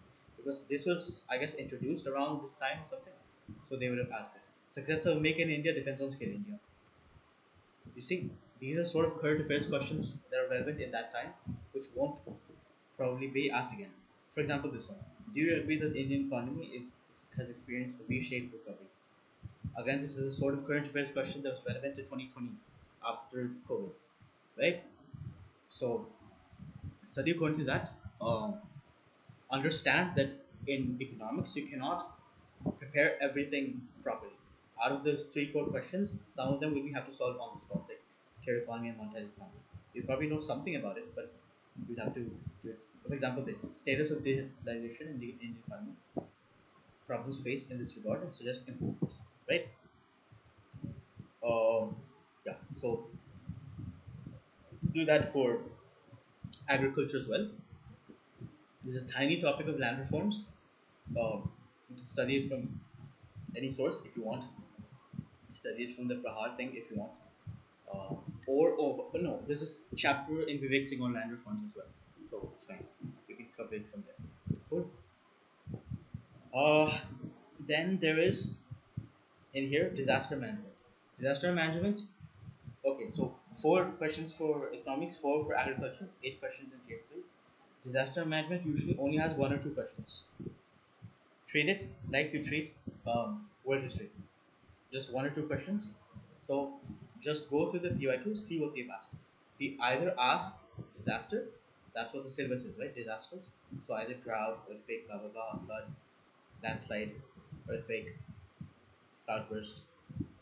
I think they asked cloudburst again in 2024. If I remember, dam failure, right? These kind of things. So you prepare these, know a little bit about them, enough to write 250 words. That's all. And disaster management, just study from. You can study from this if you want. The hard thing. There's basically a disaster management cycle. So first you do preparedness, you do mitigation efforts. Then during the disaster, you do disaster response. You evacuate people. You provide them search and rescue operations. You provide them food, aid, drinking water, blah blah blah. These kind of things. Then you rebuild, build back stronger after the disaster. So basically, there's a framework called the Sendai framework or something. This is part of theory that you can study from our whatever. It's a very small part. Don't go into too much detail for it. Cool. Then for environment, these are the only three topics they mentioned. Cool. Environmental conservation, environmental pollution, degradation, and this. Most of the questions are from this pollution and degradation and EI. So see the past few years questions and you'll notice that IPCC report, blah blah blah, impact on India and countries, right? Then National Wetland Conservation Program. This is study something Ramsar sites will study in prelims for environment as well from the PMFIS book. You can refer to the PMFIS book for this as well for mains. It's more than enough. Good for the like, static topics, whatever. Then there will be some current affairs sort of topics and some random ones. Example, 26th session of COP, right? UNF triple C. Or the revised global air quality guidelines, or COP26 climate change conference, the International Solar Alliance, or Jal Shakti Abhiyan, or 2022 the new draft of the EIA notification. Or there'll be random questions you cannot prepare for. For example, this if you studied in a lot of detail, you will remember this photochemical smog, formation effects and mitigation, and this specifically the government program. This is in the PMFIS book. So if you remember it, great. If you don't, you write generic stuff. Or for example, this. Each year, a large amount of plant material, cellulose, is deposited on planet Earth. What are the natural processes the cellulose undergoes before yielding this? How do you prepare for this unless you've studied science in college? You cannot. So you write generic things for these type of questions. Remember, three questions. Um, there's not much to worry about. Or generic questions like what is oil pollution? What are its impacts on the marine ecosystem? In what way is pollution particularly harmful for a country like India? Surely you can write 150 words or 250 words on this, right? For science and tech, um, I would say if you really want to study a source, you can study this Praha thing.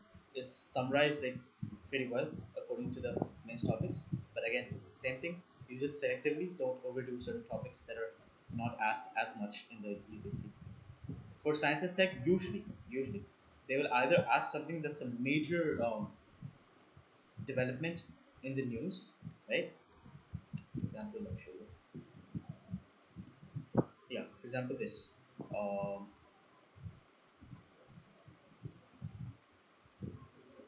yeah, 2023. What is the main task of Chandrayaan 3 that basically couldn't be achieved in Chandrayaan 2? List the countries that have achieved this, and then a very specific thing that no one knew. And introduce the system in the spacecraft launch and explain the role of the virtual launch control center at Vikram Sarabhai. Tell me, would you remember this in that much detail for 2023? Most people would not. So, certain things you cannot prepare for well, it's okay. Nobel Prize in 2014 was awarded for Blue Varieties. They're asking this in 2021. Tell me, will you study 8 years of current affairs? You won't, right? It's impossible. So, as I said, in science and tech, there's very unpredictable questions. Either it will be something major in the news, like ISRO, something related to ISRO, or vaccines because of COVID, or um, India's own space station, right? This was in the news. Or randomly they ask stuff like Bose-Einstein statistics. Unless you're from a science background and you've studied physics in detail, most people would not be able to write this. Cool. Or, for example, this one, Chandrayaan and the Mars mission, or nanotechnology. So go based off of that. That Prahar thing is more than enough for science and tech. Just study current affairs a bit before your mains happens. So like 1 or 2 months before the mains, you'll get that.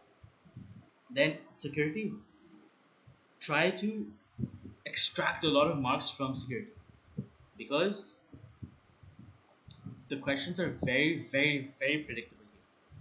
They're directly based off of the syllabus points.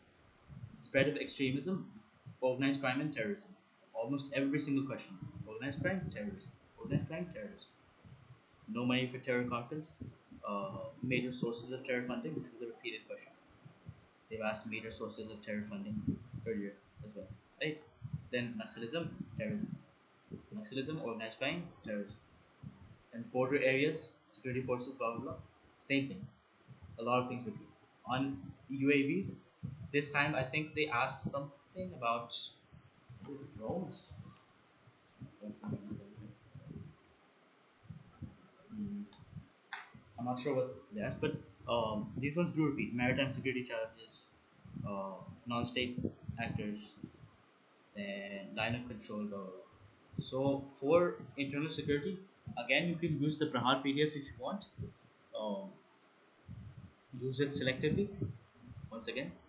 Or if you really are interested in internal security and you have a lot of time, like let's say if you're giving the exam in 2026, then you can pick up some book on Amazon or whatever for internal security. There's several books, you can pick any of them. There are a few by like IPS officers. Those ones are usually better because they have on-field experience of the internal security issues. Good. Otherwise, don't waste time if you're giving 2025. Preferably just read the Prahar thing or from any other source. Now let's come to GS4. The one that either gives you a lot of marks or makes you want to pull your hair out. Ethics is like that. Okay, the most important thing for ethics is out of the whole syllabus, see the breakdown. Ethics and human interface, the basics, ethics, determinants, blah blah blah blah blah blah. Only one question in the past 4 years. Cool. Human values, lessons from the life of blah blah blah. Only I think 3 questions. No, let's count from here. 2017 onwards, only 3 questions. So do this analysis, see the table, see which questions have come, from which things you should prioritize. You will realize that most of the questions are either from this code of ethics, blah blah blah, here, or this one, probity and governance. There are several questions. 4 questions here, 3 questions here, 4 questions from ethical issues in international relations and funding. and corporate governance, and a lot of questions from here. Public civil service values, dilemmas, laws, rules, and regulations. Blah, blah, blah. One, two, four questions, uh, or maybe might be 15 markers, and so on. Right? Contribution of moral thinkers and philosophers. For the ethics paper, trust me when I say this. Please, for God's sake, study some ethics before you give your prelims. It is very, very, very stressful to study ethics right after you finish your prelims in the mains paper because there is so much to do. And ethics has 250 mark weightage, relatively small number of topics, so it is possible to prepare them. Now, before my ethics paper, I was sick. I was very tired because I have been giving my mains exams on 3 and 4 hours of sleep. Ethics, GS1, GS2, GS3 finished. Now afternoon, I'm sitting and I have to give this. I had not studied ethics properly, so in the afternoon I was sitting with my notes trying to memorize the theory, and very upset because I could not memorize it. Obviously, when you're that tired, and I was sure that I was going to fail the ethics exam. I was like, let's do damage control. Case studies are anyway solved on the spot. I had learned how to solve case studies a little bit. So I'll start with section B, start with case studies, not even look at the first second half of the paper. If the entire thing goes blank, it's fine. At least I'll have attempted something. I won't leave the whole thing blank. I solved the case study somehow. Very generic answers, but I wrote stuff. Then I went back to section A, and I realized that all the fretting that I was doing for not knowing the theory was absolutely useless because UPSC does not give a flying shit about the theory. Open the 2024 ethics paper and you will understand. First question, application of AI. Second question, um, this is a sort of generic one. Key dimensions of ethics that influence human actions. Blah, blah, blah. Then ethics, war ethics, conflict ethics. Third question. Then global warming, climate change, uh, equilibrium between society and environment. Then some quotations of thinkers, blah blah blah. The concept of justice, okay, uh, mindless action, civil servants applying, literal rules and regulations, code of conduct, code of ethics, Bhartiya Nyaya Sanhita. They didn't ask in GS2, they asked in GS4. Fine. Then in Indian culture, gender-specific challenges faced by female public servants. Then Mission Karmyogi for empowering civil servants. Not a single question other than like the first one about ethics influencing human actions, which is directly from theory. Understand this. No one is preparing you to solve these applied ethics questions properly. Everyone that is teaching you ethics in the uh, lectures on YouTube, in their courses, blah blah blah, all they're teaching you is theory, theory, theory, philosophies of Indian philosophers, Western philosophers, blah blah blah. Trust me, that is not what UPC is asking. Open the 2024 paper, open the 2023 paper, and you will realize this. That is not what UPC is asking. You have to stay updated with what the exam actually demands of you. The solution is you study the theory in a limited manner, prioritize the things that have been asked in PYQs in the past few years, especially 2022, 23, and 24, because the type of question has significantly changed in like 21 and 23, 22. It's fine. And understand that UPSC is mostly focusing, especially in the past 2 years, on applied ethics. They don't care how much you know and have memorized and uh, mugged up about the theories of ethics, about the philosophies, about how many philosophers you know. They want to know, can you apply the theories you've learned to real life problems? That is all they want from you. Cool? So study in that manner. Now, the sources, there are a lot of sources for ethics. Um, I think, personally, I read a few books, and the one that I found decent, although I didn't finish reading it, I read a very small part of it because I was preparing from Satyam Jain sir's Understand UPSC thing, so there were notes, ethics notes there. But there is a good source which is decent, Mudit Jain sir's ethics book. This guy has cleared the exam multiple times. He was in the IRS Revenue Service, and he resigned, I think, this year or last year, and he teaches full time now. But his ethics stuff is useful, and in that book there is a proper section on applied ethics. So ethics in medical science, ethics in international relations, in war, in environment. So that section is really important for you because that's where UPC is focusing on. Cool. So you can get this book. I think it should be on Amazon. You can get another book as well if you want. But trust me, I've read a few others and I did not find them useful. In Misfits, the lexicon ma'am covered, I did not find that useful at all. It's mostly theory. It's mostly definitions, blah blah blah. That doesn't help you in UPC question. Open the question. Ask me whether show me where they're asking you definitions. They do not care about definition. They want the application, which is applied ethics. Cool. So study from that perspective. The thing is, the problem is, we memorize theory and ethics thinking, oh, I'll memorize this, I'll write this in the answer. That's what the toppers say, that's what coaching institutes say. I will get marks. But that's not even what the question is asking. If you don't answer the question, you will not get marks, right? So understand the simple fact and prepare accordingly. Look, for ethics, try to do this. It's really hard to come up with ready-made like arguments and memorize stuff. You have to come up with points and arguments according to what the question is asking. For example, in the PYQs, let's say you see a question on attitude for public servants.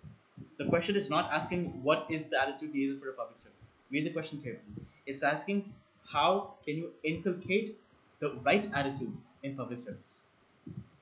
So your answer needs to be focused on methods to inculcate the right attitude in a civil servant, not on the theory of what attitude components of attitude or what the what's the right attitude for a civil servant.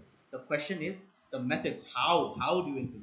So read the questions very carefully and answer what they're asking. You will not get marks for writing the components of attitude. Maybe they'll give you one or half a mark or maybe 1.5 marks, but the majority of weightage will be for answering the exact question. So to do this, you will need to practice on your own. You need to sit, brainstorm, and this will only happen when you have a little bit of background, at least about the theory. Good. Don't overdo the theory, but at least read through it once so you understand. Um, I think along with that, what's it called? That Mother Chancellor's ethic book. There's also a solved papers thing. If you want, you can get that. It says it's solved by multiple officers, including Mother Chancellor. So you can pick up some like decent um, points or whatever for the previous year questions. You can focus on the past 2 years. That will help.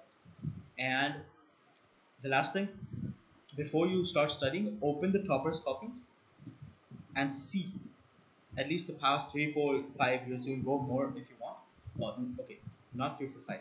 The top 3 or 5 people, 3, 4, 5 people of 2023 toppers and 2022 toppers in the ethics paper. That will give you an idea of understanding what sort of points I need to write. The arguments, the point needs to be really short, 1 or 2 lines, like in phrases, and then 1 or 2 examples in as short as you can make it for ethics. Cool. Uh, Let me one sec. Uh, oh yeah, one more thing that I forgot to mention for you guys. For geography, for the maps and stuff, practice making rough maps of India and the world on paper. Open Animation's copy GS1 and you will see how rough you need to make it. It just needs to look like, this is South America, this is North America. It does not have to be perfect. Fine. And on that, you can quickly make lines like, let's say, show the Atlas Mountains, show the Andes Mountains, show the Himalayas, whatever according to the question. Or if it's an India map, you can quickly show the Western Ghats or show that this is the high rainfall area, this is the arid region, right?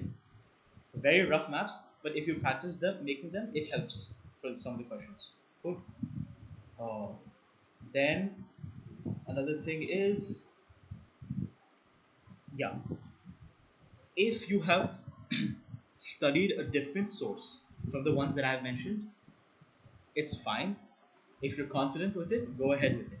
But remember, as I said, study according to the priority order of prelims. Sorry, main subjects that I mentioned. Study proportionately according to the weightage. Don't be wasting too much time on disaster management, or world history, or post-independence history, or even environment. Because, as I said, environment will have some questions that are completely random that you have to solve on the spot. You cannot prepare for all three. Same for science and tech. So give limited time to those. Now, some things, as I said, are very predictable, which can four, four questions of internal security, almost always predictable. Geography questions, very predictable, right? And the thing is, for those ones, you would know stuff. If there's a question on desertification, reasons for desertification, you would know the reasons for land degradation, right? Overgrazing, improper agriculture practices, or uh, excess groundwater depletion, climate change. You already have 4 or 5 points, right? So focus your efforts on the places where you can more easily get marks. It makes sense, right? You can study art and culture for the entire 3 months. You still won't be able to solve all three questions. You can study modern history for all 3 months. You still won't be able to solve all the questions. One time they asked comparison between Mahatma Gandhi and Rabindranath Tagore. The next time they'll ask someone else. It'll always it'll always be someone you have never studied, or even if you studied, you haven't studied in that much detail. Cool. So choose your battles wisely. Don't spread yourself too thin, because the biggest problem with mains is we spend too much time on certain topics and then have way little time for the others. I wasted a lot of time on GS1. It's very frustrating. I got stuck on culture, I got stuck on Indian society, I got stuck on modern history. Right? Geography was the only thing I was decently confident with. Then I got stuck on ethics, all these things. So keep these things in mind. Whatever you study, stay according to the prerequisites in the syllabus. And remember that your ultimate aim, no matter what source you study from, your ultimate aim for both mains and prelims is to be able to solve the PYQs. If you're able to write something for the PYQs, max up to 250 words, and at least somewhere around the level or a little bit below of what the toppers are writing, it's okay. Remember this as well. Whatever toppers copies you see, those are the highest scorers in all of India in that GS paper. Cool. It's okay if you're not able to reach that level. Just try to get as close to it as you can. Cool. The problem is we think our answers are absolutely terrible because we only see the best copies, right? No one's seeing All India rank 986th copies. Cool. But they still got in the list. They still had sufficient marks to at least get close to the, cutoff and whatever process. Cool. And okay, let me talk a bit. I had a lot of questions about answer writing. So remember, ideal scenario I told you is for 10 markers, you have 2 pages. You should write in 7 minutes. That's the ideal. For 15 markers, you have 3 pages. You should write ideally in 11 minutes. So 7, 11. 7 for 10 markers, 11 for 15 markers. And complete 20 questions in 3 hours, which is 50 pages. Cool. But as I said, the exam hall conditions are never ideal. Cool. So the reality is, this is what most people do not tell you. The reality, what will happen is, you get the QCAP question come answer booklet 5 minutes before the exam. Cool. At the end, you have these question papers. You can slightly tear them off. It isn't stuck too tightly. You can tear them off, so you can refer to them on the side and not have to flip back to the question every time when you're writing the answer. Fine. On the question paper, once you take it out, you can make like star marks or circle questions or whatever if you want. Try not to write answers or whatever the points on this, because the invigilator will probably scold you if they're strict. Um, then, in the 5 minute time, you should quickly just read through all the questions. You can do two things. Either you choose the questions that you will do at the end, preferably out of the 10 markers, because it's a very bad idea to leave 15 markers for the end. It's a very bad idea. If you want to leave something, leave 10 markers for the end. Good. So even if you somehow aren't able to come back to it, you only lose 10 marks, not 15. Good. Or you skim through the whole paper and quickly see which questions have come, and you will see familiar questions that you know as well. You will see difficult questions as well. The difficult ones you can quickly store. So I will do these in the end. There's a lot of different strategies that people use. Some people go start with question number 1 and go up to 20 in chronological order. I decided that I would try to solve a few of the 10 markers first, and then do the 15 markers, and then come back and finish the 10 markers. But in the exam hall, when I saw the paper, I was like, let's not do this. Let's stick to 9 times 7, 63. So I aim to complete 8, 9 questions in 1 hour. 10 markers. Good. So, and I left one or two, the really difficult ones, for the end. I will come back to this in the end. So I aimed to finish in 1 hour, 8, 9, 10 markers, and then I did all the 15 markers together. And then in the end, whatever time I had left, I came back and solved the last ones. For GS1, I was able to finish because I had given two FLTs of GS1 and standalone, only GS1, and two FLTs of SA. But I had not given any for any of the other papers. That's my fault. I should have. It's a very long story, but please do not do what I did. Please give at least one FLT for each paper before you enter the exam. At least one. Why? Because it gives you the practice of um, prioritizing which questions to solve first in an unknown set of questions, and what strategy you will apply, how quickly you'll go through questions that you know, how much time will you take on questions that you don't know. For me, I managed to somehow finish the paper in GS1 because I had practiced, and also because in a lot of the 15 mark questions, I wasn't able to write 3 full pages. And you don't need to. However much I knew, I wrote. Where I needed to, I crossed out the third page. Fine. And I was able to write something for all of the questions in GS1. GS2, I made a very bad mistake. I didn't keep track of the time. I solved the 10 markers first. I was only able to do, I guess, like 7, maybe 8. Three questions, I think. No. Oh, never mind. In this one, I saw that the questions were really difficult, especially the 10 markers. So I decided to start with the 15 markers. So I started with question 9, which was international relations, because that I had revised. So 9, 10 I did, then all the 15 markers, and then I came back to the 10 markers. The issue was I had to do 8 questions in, I think, less than 1 hour. Less than 1 hour, probably 45 minutes. Because I had wasted way too much time on some of the 15 markers. I didn't keep track of time properly.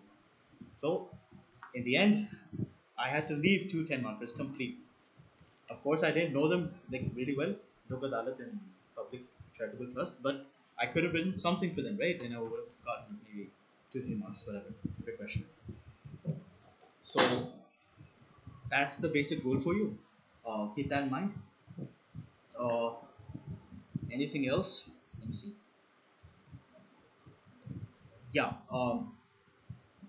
you should aim for 7 and 11, but the thing is, in many questions, when you know less, it'll finish in less time, right? So what you should do is, um, whatever strategy you're following, ensure that you don't end up leaving 10 or 15 markers that you know. Make sure you at least finish those ones earlier. Good. And the ones that you don't know well, you can do towards the end.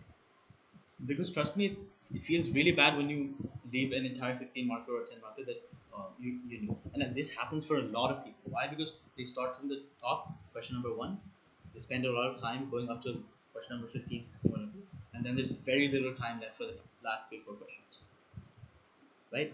This is why it's suggested that you do the 15 markers somewhere in the middle. Don't leave it for all of them for the end because you have to rush a lot in the end.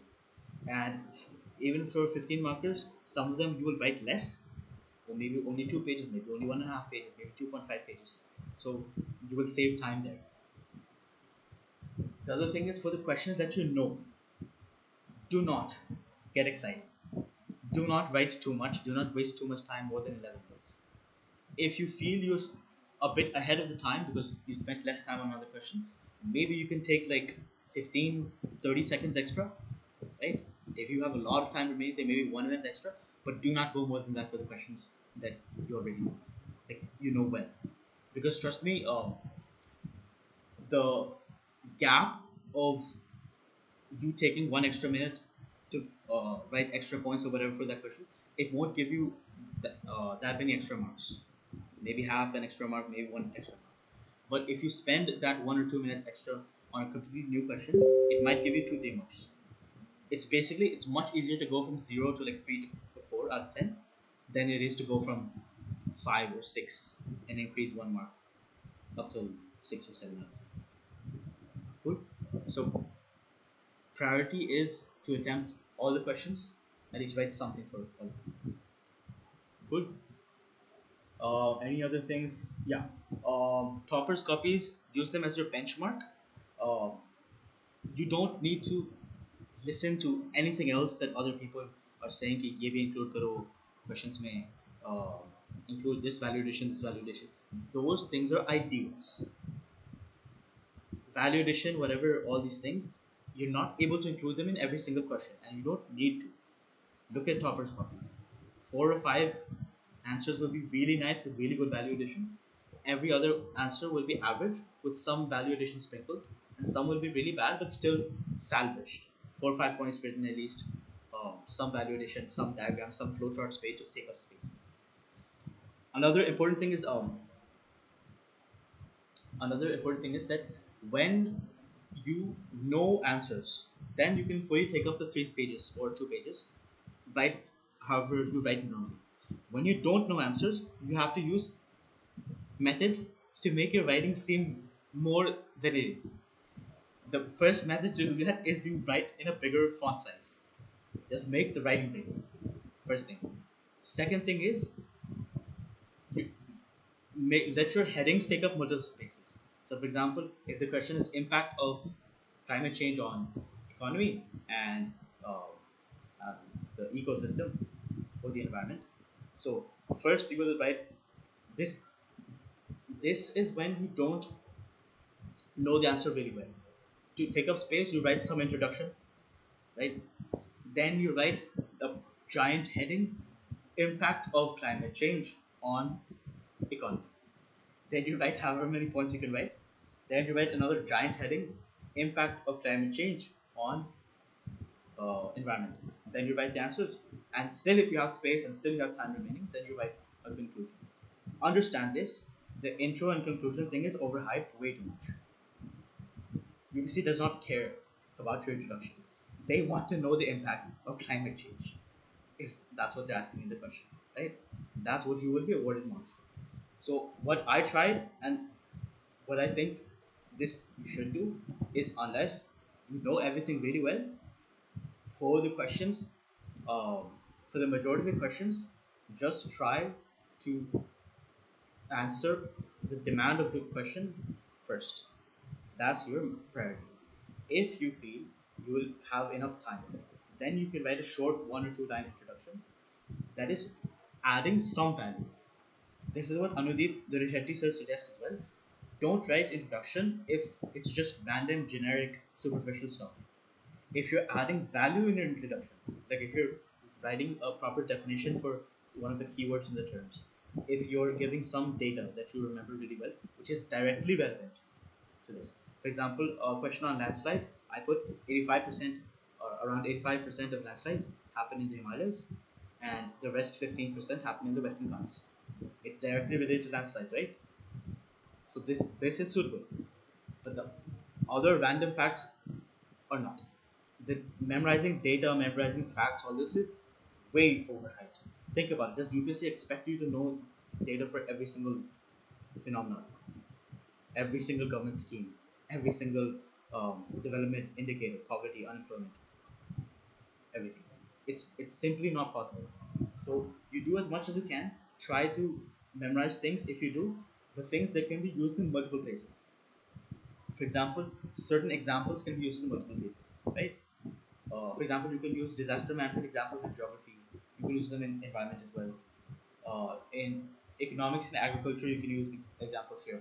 In social justice and Indian society, you can use similar examples, right? For ethics, a lot of the governance examples you use in ethics, they can be used in governance in GS2 or the data. Cool. Um, so be careful about this. Or for the example of the Sustainable Development Goals, 17 SDGs, almost all of them relate to some topic of the syllabus. So if you memorize those, you can use that in multiple places. I didn't have much validation for GS1, so I memorized that before the exam, uh, and I put it in several questions. According to SDG, this will help us achieve the goal of SDG 1, zero poverty, or whatever. Cool. Then, yeah, people ask how you should start answer writing. The first thing is look at the topper copies, look at the PYQ syllabus, whatever, analyze those things, see what you're supposed to write about, and after you see the topper copies, you will realize that this is the type of structure. This is as much as I need to write. These many points, these short points, these examples, the diagrams, whatever. So try to imitate that in your answers. First, you don't have to write full answers. If you're starting out, like you're an absolute beginner, you can start by brainstorming. So just write rough bullet points of what you can come up with that would be the answer to that question on a rough piece of paper, right? And then you can transition once you gain a little bit of confidence into trying to write those in full answers. Um, you can ignore writing the introduction and conclusion for now. Just try to answer the demand of the question. Cool. And even in this, understand this very basic fact. In the actual UPSC exam, do you think you'll be writing 2 3 questions per day? You're writing 40 questions per day. And that's non-stop under sleep deprivation, under mental physical fatigue, everything. So that is your ultimate aim to prepare to be able to write 3 hours non-stop. Cool. To get to that stage, however, you do need a little bit of practice. I skipped a lot of those steps because I was stupid and because a lot of reasons. But one of the reasons is that I don't mean to boast, but I can express my thoughts instantaneously on paper. My writing skills are developed to that level. I have enough experience, I have enough practice that whatever I'm thinking, whatever I'm structuring, that comes out instantaneously on paper. I don't have a time lag for it. I don't think that's the case for most of you. You will need some more practice to have that in your answer sheets, right? So I had this confidence that okay, even if I'm not able to do enough answer writing practice, enough FLTs, if I have studied the topic, if I have it in my brain, I will be able to generate points. I'll be able to formulate some answer. It might not be good, it might not be perfect, but I'll be able to generate something, which is what I was able to do under pressure. But that thing will not happen for most of you unless you practice. Cool. So this is why you don't blindly follow toppers because everyone has their own strengths. So don't blindly follow other people's advice. Understand your level right now. Understand what you need to work on. Understand which things you need to prioritize. Fine. So that's good. You can brainstorm and then write questions. Look, I don't think it's useful to write daily answers. It's useless. 2 3 answers. That's not simulating the main score. What I would suggest is when you finish studying a subject, obviously you will have seen the PYQs, you will have read through them, analyzed them earlier as well to know what topics to prioritize while studying. And then when you finish studying it, then you go and you try to solve the past 3 4 years, whatever PYQs on your own. So there you can pick up like 5 6 questions at a time, or even 10 questions at a time if you want, and there try to sit and solve them. That will be actually beneficial if you're solving like 5 to 10 questions together. Now, the thing is, in the beginning, you won't have the writing speed to complete it within 7 minutes. It's okay. Until, let's say, I'm assuming most of you will prepare for mains max up to like January end, February end if it's not your first attempt and you have some experience of preparing for prelims before. Yeah, Jan end for the first timers, and then February end. So until then, you can write answers without the time limit, but still try. The ideal scenario is set a timer for 7 minutes and do what you can in that time. Because if you are starting out with writing under pressure, you will become accustomed to that pressure. You won't feel that pressure of writing within 7 minutes. And of course, your answer will be terrible in the beginning. Of course, you will not be able to write maybe let's say more than 3 4 points in 7 minutes. It's okay. It will come with practice. But the problem is most people they start without a time limit. They write answers very in a very chill manner, and then closer to the exam, then when they start writing 3 hour full length tests, they aren't able to complete them because they've been accustomed to writing with extra time, right? So it'll be ideal if you start with time pressure when you write these. So even if your answers are shitty, it's okay. You don't have to show them to anyone. You don't even have to get them evaluated. You have the proper copies in front of you. You see what the question is. You see what they've written. Try to replicate similar answers in your thing. With practice, it will improve. Trust me, it does. I practiced a little bit for GS1, for geography, for Indian society, for modern history, and art and culture in the beginning, but then for most of the answers I didn't write. Then I picked it up in August, writing FLTs for essays, one for GS1, and then in September another one for GS1, another one for essay. But I didn't have time to do it for the other papers. But I was confident that okay, I'm able to finish the GS1 papers properly.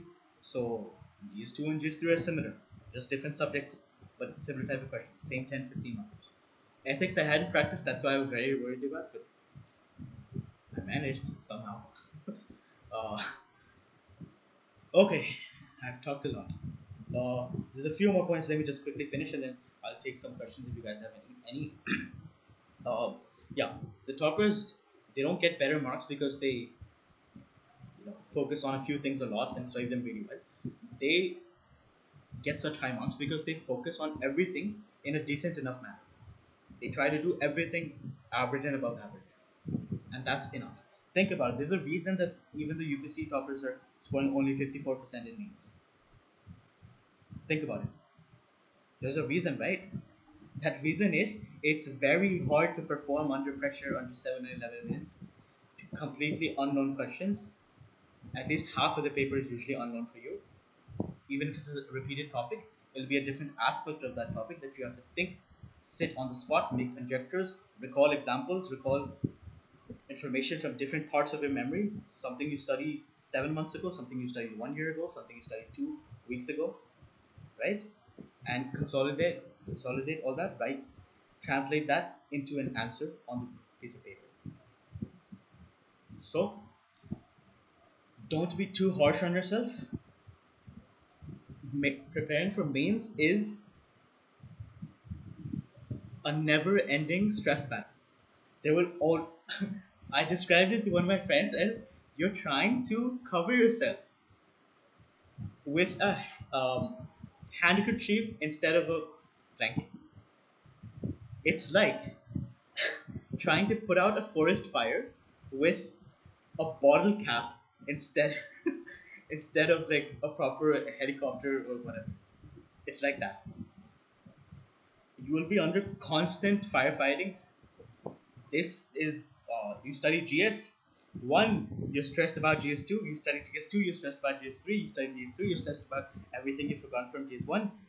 You study GS four, you're stressed about your optional. You study your optional, you're stressed about GS one. It's a never-ending battle. Except that this is the reality.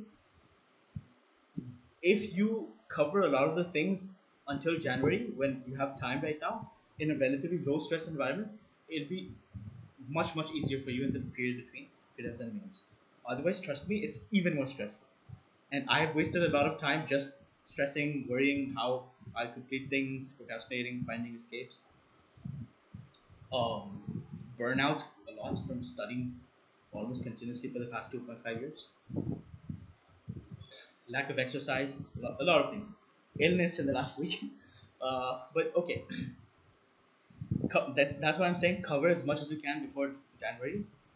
That will hold you in good stead when you study after prelims. Cool. And remember, there's only 2.5 months after means. This is not saying that it cannot be done in 2.5 months, but it'll be even harder for the people who give in the first attempt. Understand this. So the more you cover before, look, I was not able to cover that much in the 2.5 months before prelims. As I said, I wasted a lot of time procrastinating, stressing, all these things. The things that actually helped me in the exam hall were the stuff I studied before prelims. I had covered the polity, economics, and geography mains parts really well before prelims because I knew anyways I had to study this for prelims. Let's cover the these are the major subjects. I'll cover them for mains as well. Those things helped. Whatever subjects are taught in this program, the understand UPSC thing, that helped. If you guys really want, I will send you a link to that. If you want, you can check that out. They are preparing for mains up till I think December 31. So I think it's around 4,000 rupees. It helped a lot. I'm not endorsing it, but if you really want to, you can go ahead and do that because it's focused on mains, specifically for the essay up till GS4. Cool.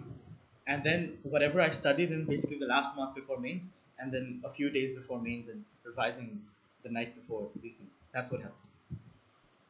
And of course, the answer writing skill, the thinking that you develop over the course of the study. Cool. So remember, mains preparation is imperfect. One junior, I think he sent me a text saying mentors, they say that the people who didn't clear prelims are stressed, but they cannot be as stressed as the people who have cleared prelims. This is the truth. Why? Because I saw other people in my exam hall as well, people who have given their third, fourth mains, even they're equally stressed. Maybe a little bit marginally less stressed, but they're equally stressed. So understand that mains is not a game of knowledge. Fit this inside your head.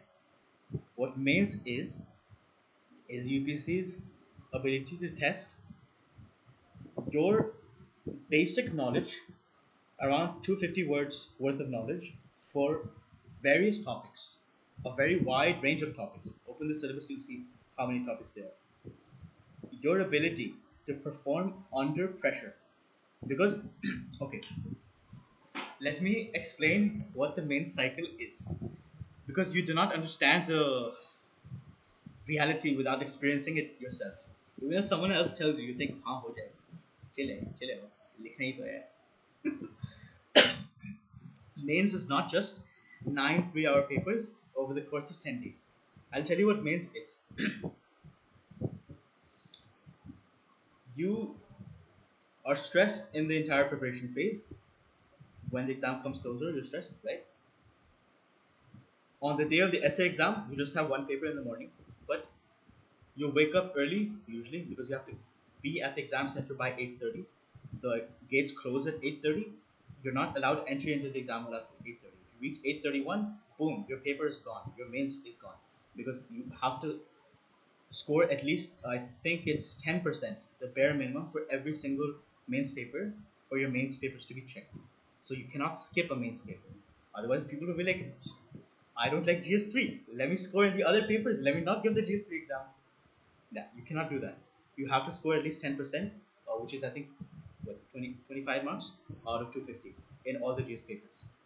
Compulsory ones, and then obviously 25% in the uh, language papers. So you go to the exam center, you have to wait a lot because 8:30 by 8:30, let's say you enter the exam hall, you have to wait at least half an hour. Then you get the question paper. 9, you start non-stop writing for 3 hours. break. First day, Friday, you're free. You study however much you can. Probably you'll be revising GS 1 and 2 because that's the next day's paper. Until evening, you sleep. Maybe you don't get enough sleep. You wake up again early, mentally, physically tired. Go to the exam hall, travel, um, give the GS1 paper in the morning, come back. In the afternoon, you stay at the center or you go outside, whatever you want. But it's usually hot in the afternoon. After that mental, physical fatigue, then you sit to write the GS2 paper after a 2.5 hour gap. Cool. Next day, in the evening, you go back to your home, wherever you're staying. You're physically and mentally exhausted. UPSC does not care. You revise GS3 and you GS4 however much you can. You barely have 3 4 hours because you'll probably come back home by 6. Exam ends 5:30, so 6:37 whatever. Then next day you wake up mentally physically tired. Again maybe you don't get enough sleep, and you give the GS3 exam 3 hours. 2.5 hour break. Again you give the GS4 exam. By this time almost everyone's hands are hurting. If you practice enough, it'll hurt less. But a lot of people they carry this Move or Goilini spray, pain relief spray. I carried it, but I didn't need it. My hand was hurting in the GS4 thing, but I was like, anyways, I'm about to fail, so screw it. um, then you get a 5 day break. You have to study your optional as intensely as you can. I got sick, so I wasn't able to do much, honestly, and I didn't feel like it either. I was burnt out. In that period, if you want, you can also revise the Indian language paper, whatever you have. Usually, most for most people, it's Hindi, so you can revise that. Uh, there's not much to revise, but you should practice a little bit of writing because if you haven't written Hindi for a long time or whatever your Indian language is, it'll be hard to write quickly. So you can do a bit of practice for that. Memorize the like muhavre and I think what is it? Paryay Vachi Shabd, these kind of things. Right. Then you go on Saturday. After all this, you give the Hindi paper or language paper in the morning. Then you come back, repeat same thing. Afternoon break, give the English language paper in afternoon. Come back, revise optional. Then go back. Morning, optional paper one. Boom. Lunch break, again optional paper two. Then at 5:30, you realize that you survived, and it's over. Then you can do whatever you want. But yes, understand that this whole thing is not just mentally tiring, it's physically tiring. It's emotionally tiring. You will be constantly stressed. There's a very high likelihood you won't get enough sleep. I don't think I got more than 5 hours of sleep on any of the main days. And then I got sick, which made it even worse. I had to give the last two exams with um, taking medicines. So, do take care of your health. Try not to get sick. If you're physically healthy, it helps your like mental functioning as well, right? And oh yeah, I mentioned this for the prelims thing, but to simulate the mains test that you give, first of all, you can you will be solving PYQs anyways, subject wise, right? At least the past 5 years, or 2017 onwards, and like you will do for prelims, so you'll see in that video, you can solve the 2021 to 2024. That's more than enough. The last like 3 4 years papers in an exam like environment. So same thing. You sit with the question A paper printout. Let's say 2024. You have the UPSC booklets. You can look them up on Amazon. They have margins on both sides, so you have a little bit less space in the middle to write, and you can only write inside those margins. So you can get those practice with those practice according to the time, how you'll manage time in those 3 hours, how you'll split things, and turn off the fan or make it really slow. Trust me, whatever exam simulations you give for prelims and mains, they had better be in difficult conditions because in the exam hall you will not have an AC, You will not have proper lighting. You might not be under the fan. You might have a wasp in your classroom that's going around, which it was in my case in 3 or 4 papers. It was very annoying. You might have a creaking fan, like I did in my mains exam. You might have construction going on outside your school, which is what happened in my GS2 paper. It doesn't matter. You still have to give the exam. Invigilators may be talking. Anything that might happen. So while simulating the exam, keep the fan low. This is what I did for prelims questions. When I was solving prelims papers, I made the fan low. I turned off the light. I simulated blackouts. I was sweating because trust me, when you're sweating, when you're tired, you're mentally, physically tired. That's when the mind wants to give up. That's when your hand gets tired. That's when you want to say, make it end, please. But that's when you have to push yourself. Come on, 1 more hour, 1 more hour. We have a 2 hour break after this. This is why mains is a mental battle. If they wanted it to be a knowledge battle, they could have made the exam 3 hour exams on every different day, right? SA one day, GS1 the next day, GS2 the next day. They could have done that. They didn't. They crammed it into 3 days here and then 2 days optional and the language papers there. It's because under pressure, when you write things, whatever your natural thoughts are, they come out. Whatever you've memorized really well, that will stay. Everything else will be whoosh, it'll be gone. Cool. So understand what UPSC is expecting from you. They're not expecting you to score 98% marks. It's not CBC boards. Fine. It's the UPSC mains exam. Toppers are scoring 54% for a reason. You do the best that you can in the questions that you know. Half the paper you prepared for really well based on PYQs and everything.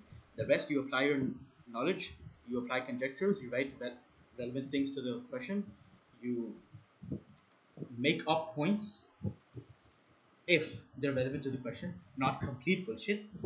Otherwise, you don't want penalty marks. Okay. Oh, last thing, don't worry about coaching mock test series again until you clear the prelims. Until, like before prelims, all you should do is focus on practicing PYQs, writing the PYQs for each subject. If you have extra time, you can write the 21, 22, 23, and 24 papers, like full length tests. So sit for 3 hours and let's say solve the 2023 mains GS2 paper. Cool.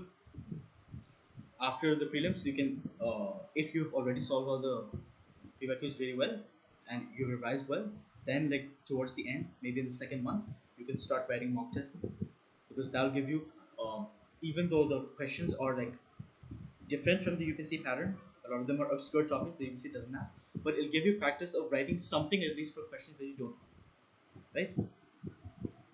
Okay. Holy shit, that was a lot.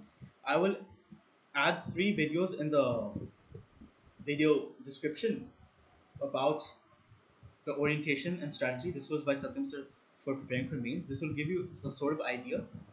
These are 3 videos on YouTube of how to prepare and how to use the topper copies. There's a sort of tutorial that will help. And then the GS1 strategy video I was talking about. GS2, 3, 4, I've already explained in this video earlier. You can watch the recording. Cool. Oh yeah, one more thing that was missing for misfitters for mains. The people who are not in misfits, this doesn't apply to you, so it's okay. But for the people in mains, understand that the misfits lectures do not cover everything, even for prelims, and especially not for mains. So use it selectively. I will explain for this subjects which ones it is helpful for. For polity, economics, and geography, the big three, a good chunks of the main syllabus is covered. Cool? In the lectures. Whatever is missing, see from the syllabus, see from the PIQs, study from either the Prahar book or the NCRTs or whatever I mentioned for polity, economics, and geography, Vivek Singh or Tashmika. Cool. For science and technology, the Misfits lectures honestly won't help you for mains. It's too basic. It's too surface level stuff. In the mains questions you write, you need to know at least be able to write 150 words on the topic, whatever its applications are. And as I said, it's either current affairs questions or something completely random or something generic. Cool. So for this, I would suggest you either study from the Prahar booklet, or you study from some other coaching's notes if you want, or you wait until after prelims to study from the booklets for mains 2025, whatever comes out there. Then for environment, um, Mains, I don't think, again, the misfits lectures are that helpful. Anyways, I've explained in the prelims video most of the uh, environment lectures content in misfits. Around, I think, 60-70% of that is covered in the PMFIS book. So you can directly study from the PMFIS book. Um, so whatever topics are there in the PYQs and mains for GS3 for environment, you can study from the PMFIS. That is comprehensive. As I said, study everything selectively according to what is required. Don't sit and start reading chapters 1 and 10. Please, please, please. You won't finish the syllabus within even 5 years if you do that. For God's sake, don't do that. For modern history, Misfit lectures will help because most of the content is similar to Bipin Chandra, and that one is like really helpful for me. But the thing is, there's no use studying two books for modern history. That's why I said stick to Spectrum. It's comprehensive. Everything is in there. So study the important topics from Spectrum. Cool. Then for culture, culture is not covered in UPSC in the Biswet lectures. So for culture, as I said, go to Nitin Singhania, use it selectively for PYQ topics. There are certain one-time topics that you cannot prepare for. Leave them. It's fine. Cool. Um, then for ethics, the Misfits lectures they give you an idea of like the basic concepts, the philosophies, everything. But even after that, as I said, the majority portion of the paper is in the ethics section, and then practicing writing answers, brainstorming on your own. So if you want, you can watch the Misfits lectures once. They'll give you a sort of introduction. But even then, I think you will need to read the either Buddha Jen's book or some other ethics notes or whatever. And then the most important thing in ethics, actually practice brainstorming and writing answers. Cool. Then the remaining mains only subjects, except for this, see the mains priority order list I mentioned. That is not covered in Misfits. Internal security is not covered. Okay, let me start from GS1. Um, Geography is there. Okay, Indian society is not covered. Major portion from GS1. Culture is not covered. Um, World history and post independence, it's anyways tiny topics, so it doesn't matter. We have discussed world history a bit in some of the lectures, so that's fine. Uh, the rest is covered, that's fine. Then, as I said, whatever is also covered, if you feel there's any gaps, then study from the Prahar book or whatever sources I mentioned in the video earlier. Fine. GS2, governance is not covered, probably. There's specific governance syllabus subpoints like e-governance, citizen charter, all these things. Uh, Preferably study them from Prahar or some other source and solve the PYQs. Because as I said, with governance, there's a lot of repetition, of PYQs. So it helps if you prepare points and examples for them beforehand. Then for social justice, it's also not covered. See the major topics: poverty, unemployment, hunger, blah blah blah, women, children, old age, these things. Revise them from the PYQs, from the Prahar booklet, whatever. Then international relations, some parts are covered in the mixed lectures because we've connected them for to a lot of topics. But it's mostly current affairs based IR questions. So do study it before 2025 mains from some source or Prahar, whatever. Cool. Then for GS3, agriculture is covered very briefly. You will need to study from Vivek Singh or some other booklet, Prahar or whatever you want. You will need to study agriculture. Economics is covered pretty well. If there's any gaps, you can see Vivek Singh. But agriculture, you definitely need to see the syllabus sub points and those PRQs and study that from Vivek Singh. Then environment, as I said, PMFIS is more than enough. Um, the Misfit lecture that covers it briefly, but environment questions are anyways very either current affairs based or unpredictable. Same thing for science and tech. You will need to study from some Rahar or some other booklet. Those are also mostly current affairs based or completely random. Disaster management is sort of covered when we talk about geography, but a few things in the PYQs like the DM cycle, the Sendai framework, these things, just study them from one source briefly. Ethics I already talked about. You can watch the lectures for like a brief introduction, but then you don't need extra. Uh, Holy shit, that was a lot. We are done. My long monologue is finished. If you have any questions, please ask.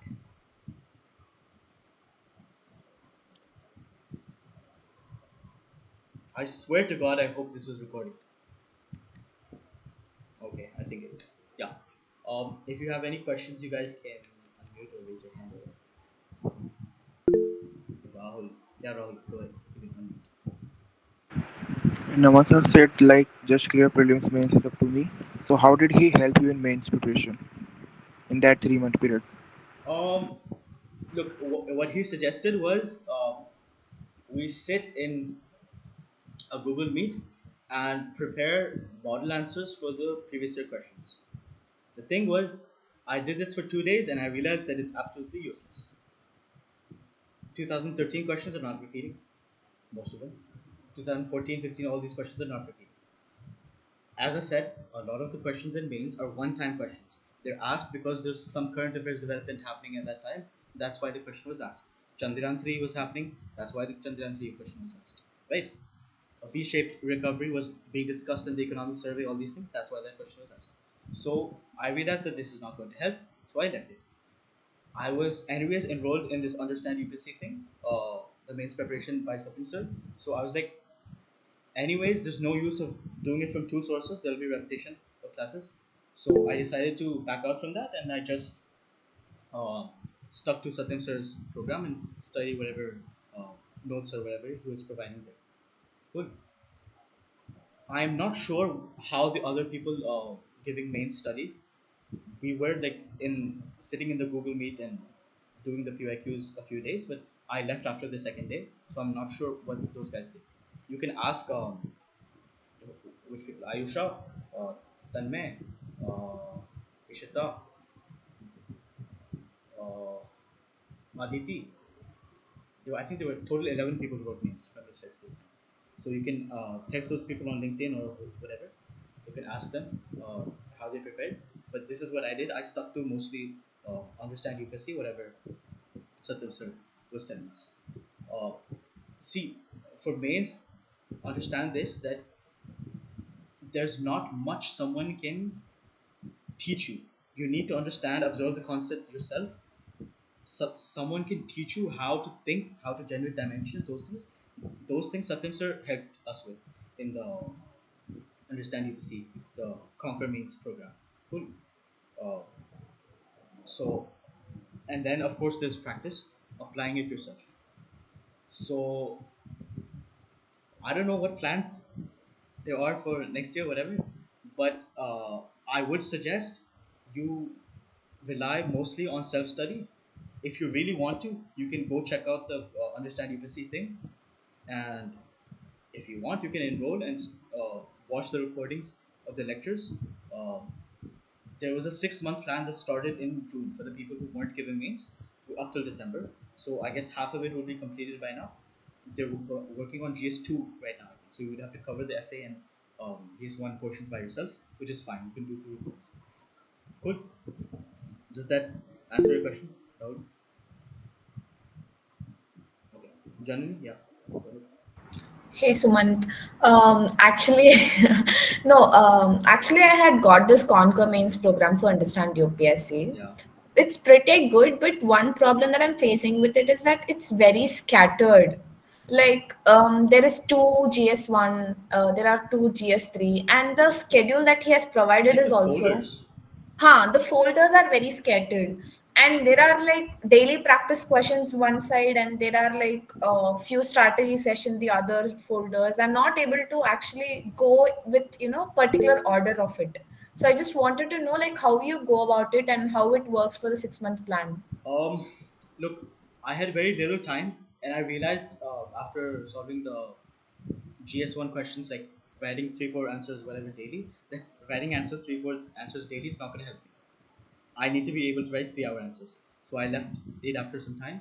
What I did was whatever model answers or whatever he was giving, I was just reading through those, trying to understand the points, trying to think of examples, memorize examples, and whatever sir was explaining how to generate dimensions, those kind of things, I was noting down in a Word document or whatever.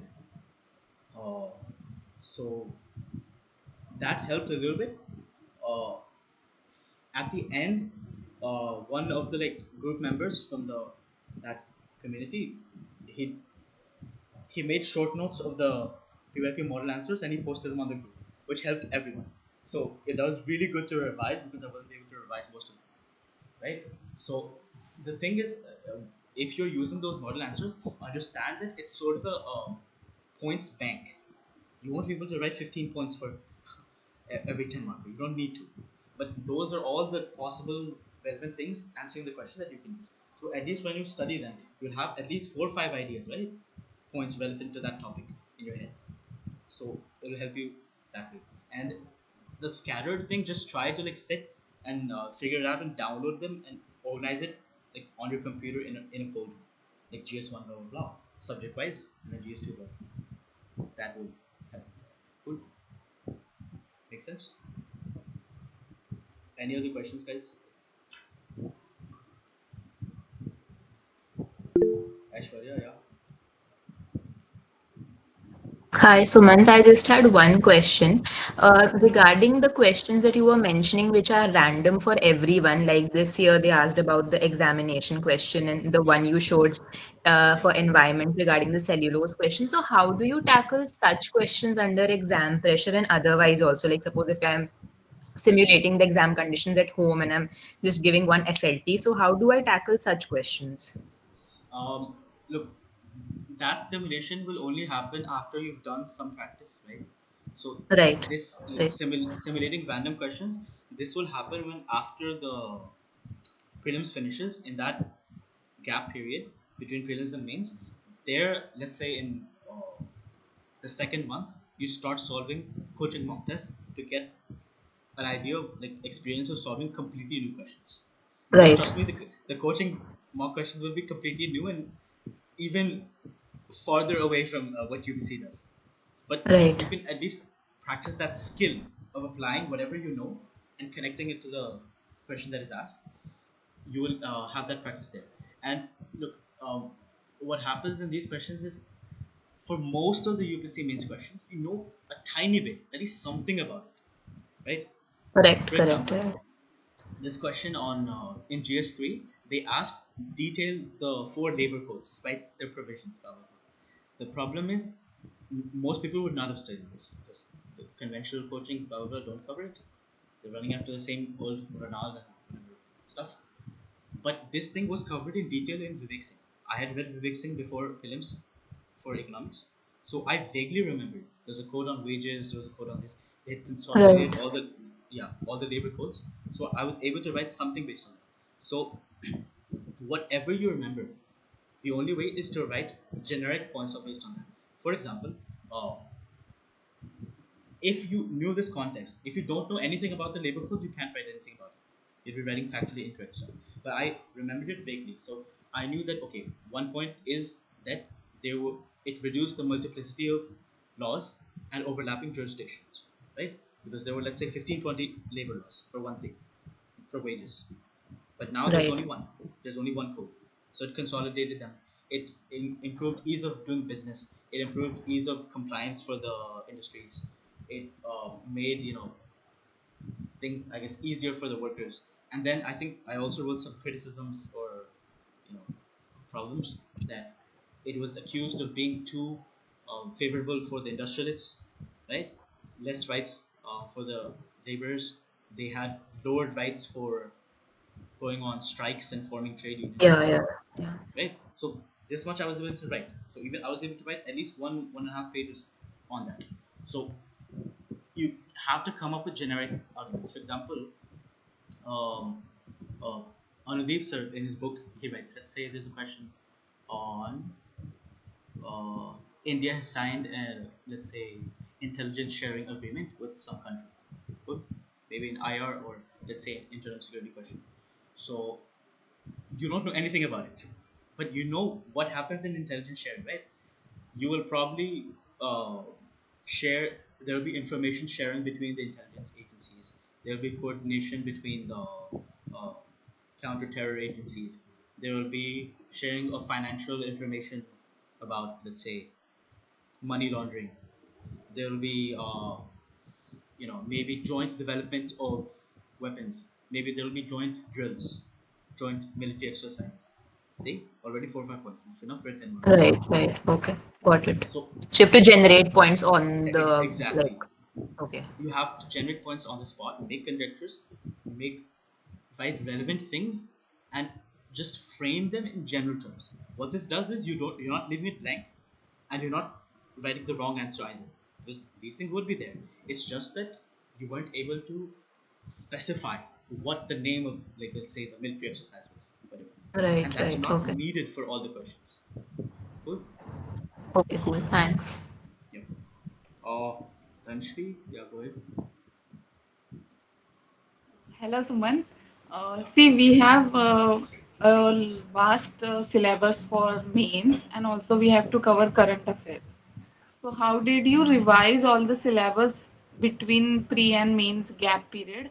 Did you make any notes for these? Because I have heard one topper saying that you should have at least one small note for each and every topic or subtopics mentioned in the syllabus. In that way, you will be able to revise them very quickly. So mm, does will it really help? I agree with this, like making a like one pager notes for the topics, but the thing is, remember, you cannot do it for all the topics. Open the syllabus, open salient features of Indian art, architecture, and literature, and show me how you'll make short notes for that. You'll spend 4 years making short notes for that and still not be able to answer all the questions. Open modern history, Indian events from 18th century. I think it's, yeah, mid 1750s up till modern period, up till 1947. Show me how you'll make short notes for that. One time you'll make short notes on Gandhi and Tagore. They'll ask Gandhi and Nehru next time. You make notes for that. They'll ask Subhash Chandra Bose and, let's say, J.B. Kripalani next time. What will you do? So you only make short notes for the things that are predictable, for the things that keep repeating. For example, governance, I told you, they ask a question on citizen charter every single year. So if you have one page notes prepared for citizen charter, its problems, its limitations, its way forward, examples, blah blah blah. That's useful. Any question they ask, they will be asking because the syllabus says these things, issues, challenges, limitations, blah blah blah, in their working, right? That's what the syllabus mentions. So they will obviously ask a question on those aspects, and that's what they do. So for the predictable things which are repeated from the syllabus topics and in the PYQs, make notes for them. For citizen charter, for e-governance, for e-technology. Oh, by the way, for GS3 topics, a lot of repetition is done from the syllabus topics and from the PYQs. Like Open 2023, there's a question directly, something about how is e-technology used in the aid of farmers. The syllabus topic says e-technology in the aid of farmers. They didn't even try. They copy pasted the thing and they added a few words to it. Fine. So go through that when you analyze the PYQs, when you see the syllabus topic subtopics, you'll see which ones are repeating and which ones are they keep throwing new ones. For example, in economics, you can make questions on notes on inclusive growth because they keep asking questions on inclusive growth.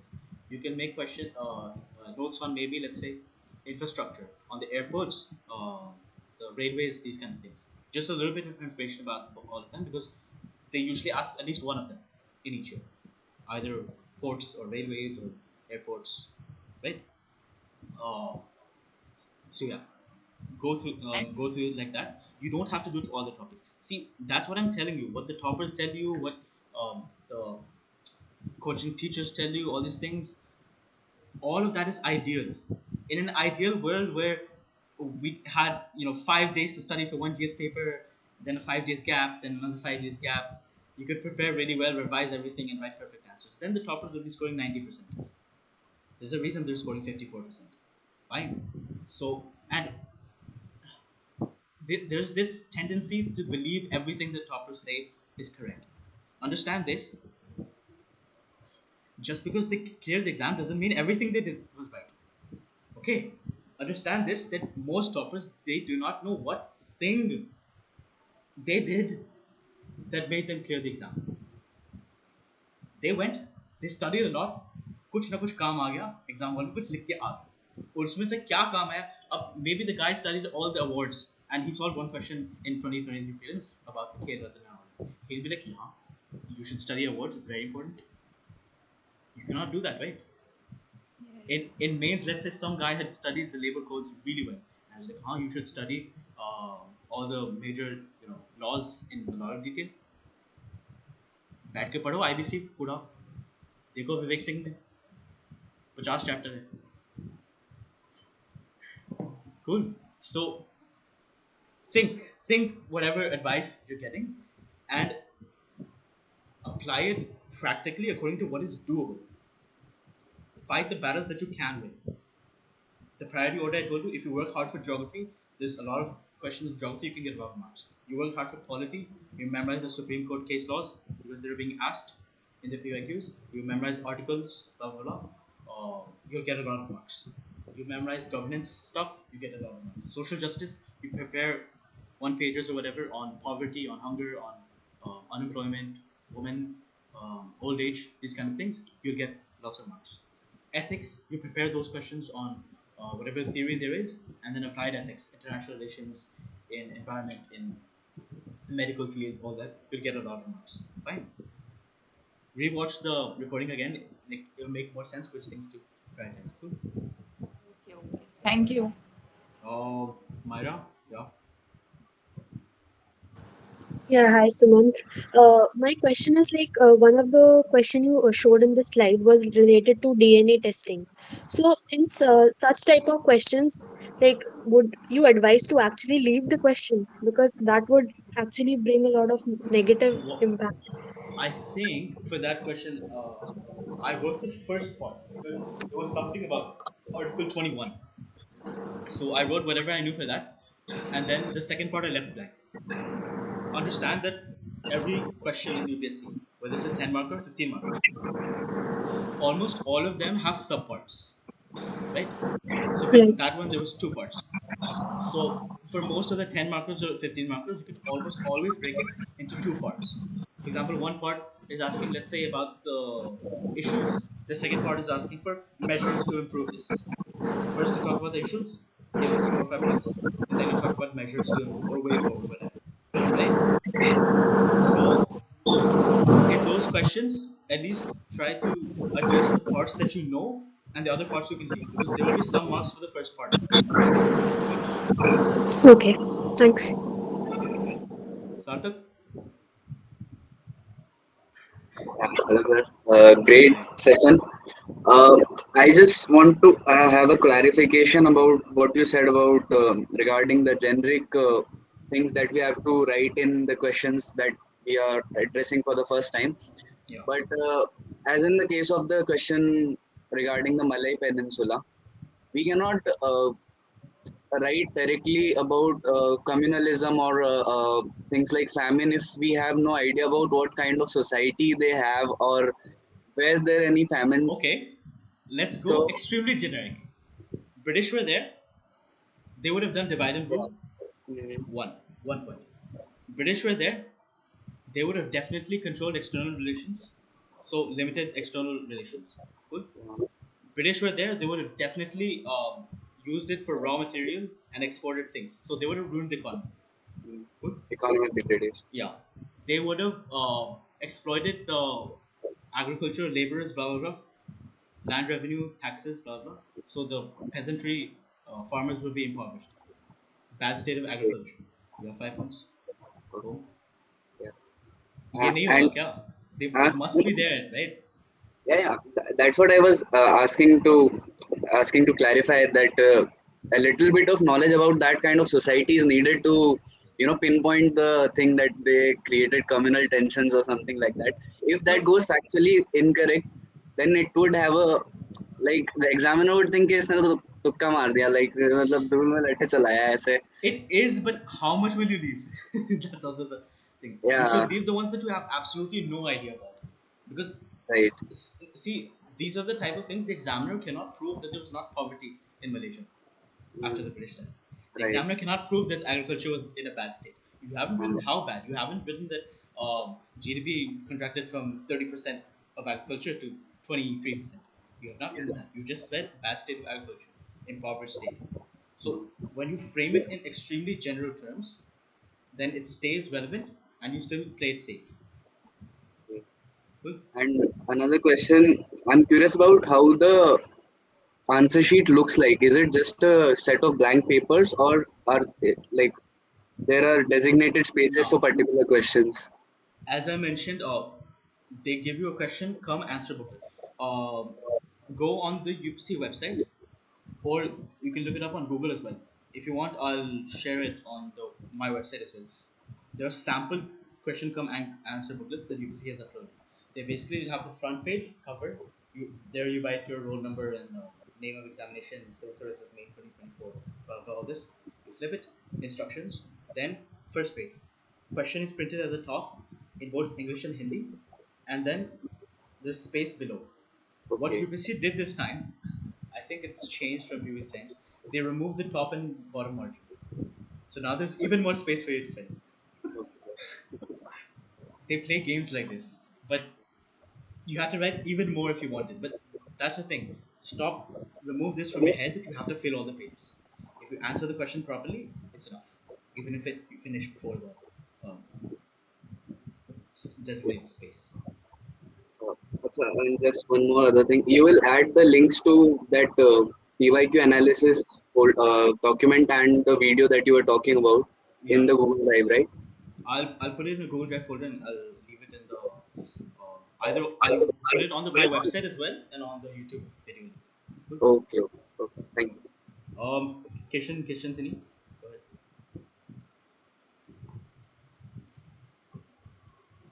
Hi, Suman bro. Actually, I wanted to know how do you read newspaper and do you make any notes out of it?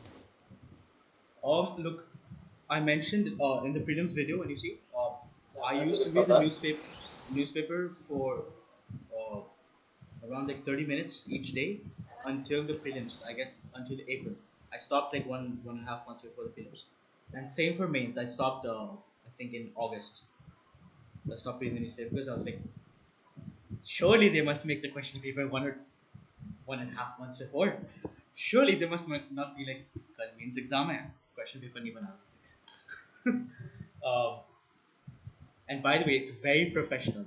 The question come answer booklets, they come sealed within a 3-layer packaging. It comes to you like literally 10 minutes, 15 minutes before the exam starts. The guy comes, delivers it in your classroom. The teachers have to open it with a cutter, 1 layer, 2 layer, 3 layer. Then they open it, then they distribute it exactly like 5 minutes before the exam, and then you have like 5 minutes to quickly read through it.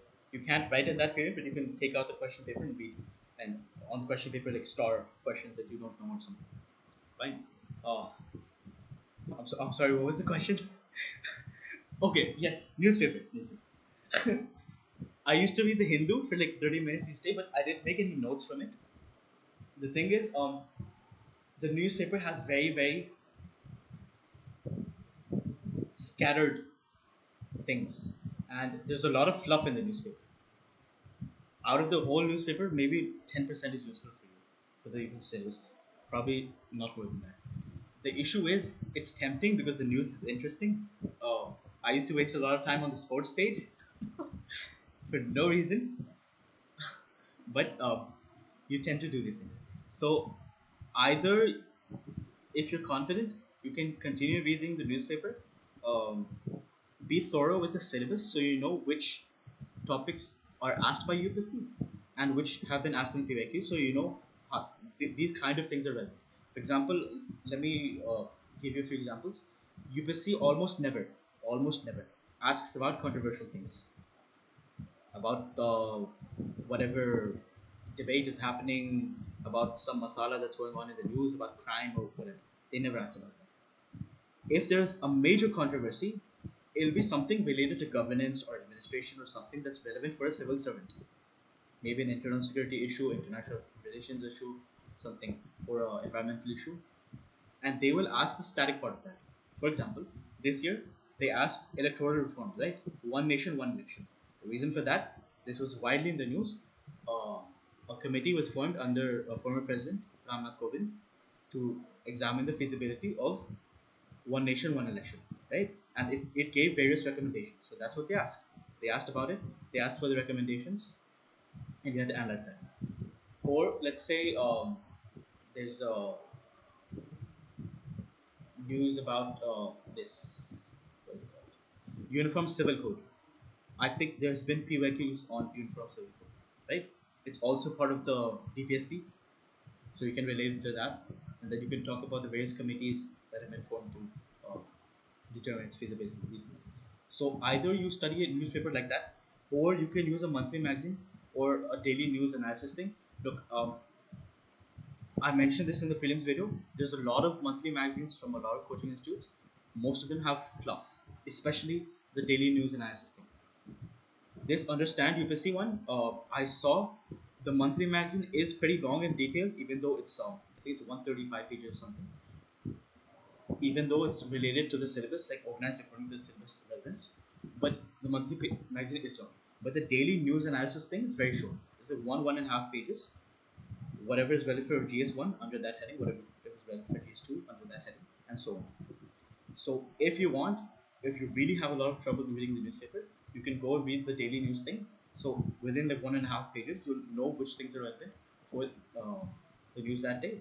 And if you find something really major that you know aligns with the syllabus and the PMQs, then you can make a short note out of it.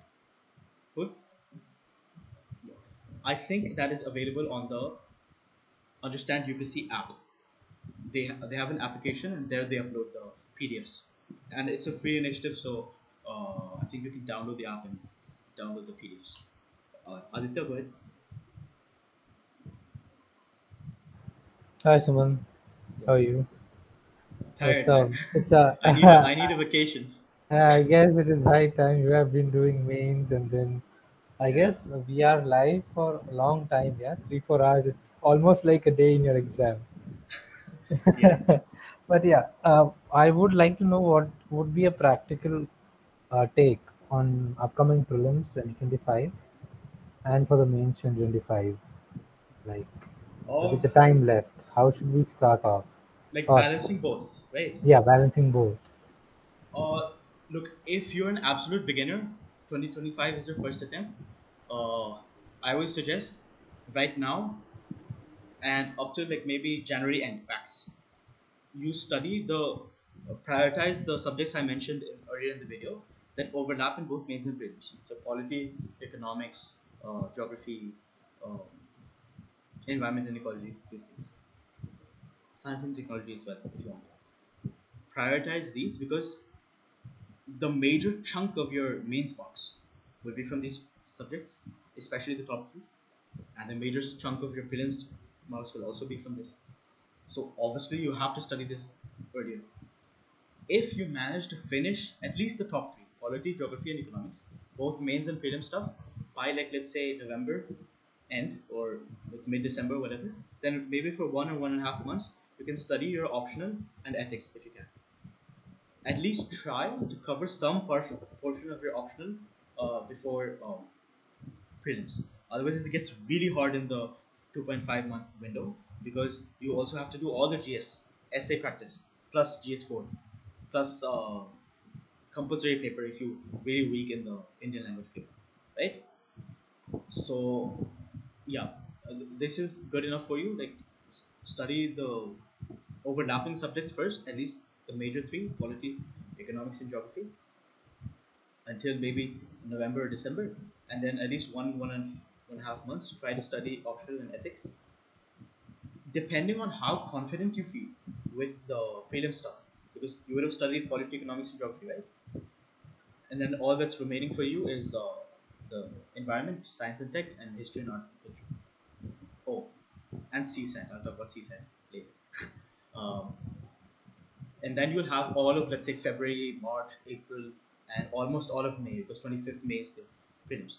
You'll have all that time to revise and also solve PYQs for the new subjects, the environment, science, and tech, all these. And then in the last month, let's say April or May, you can solve the what's it called? Previous year papers year wise. This I've explained in detail in the prelims one. Fine.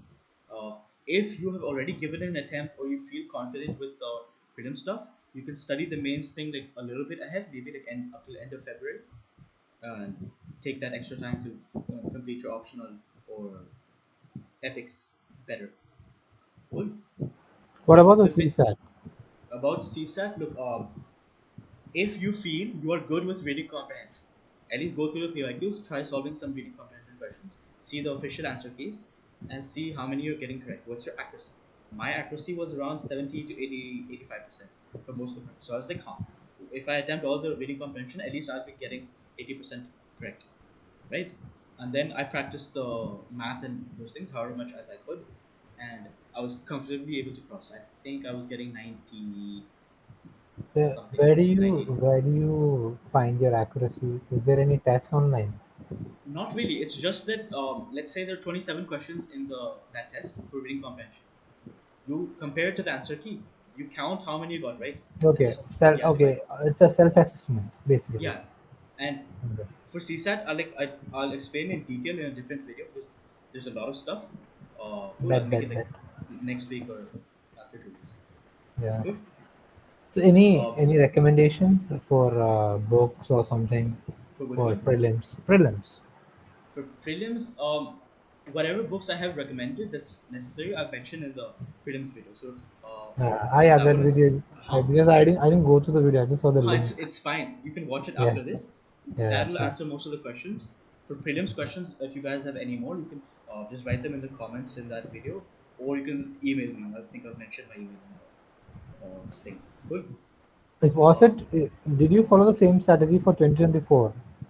for prelims, Yep, and for mains, or are you going to make any changes? for What you for said to me. for prelims, I did the same thing that I mentioned in the video.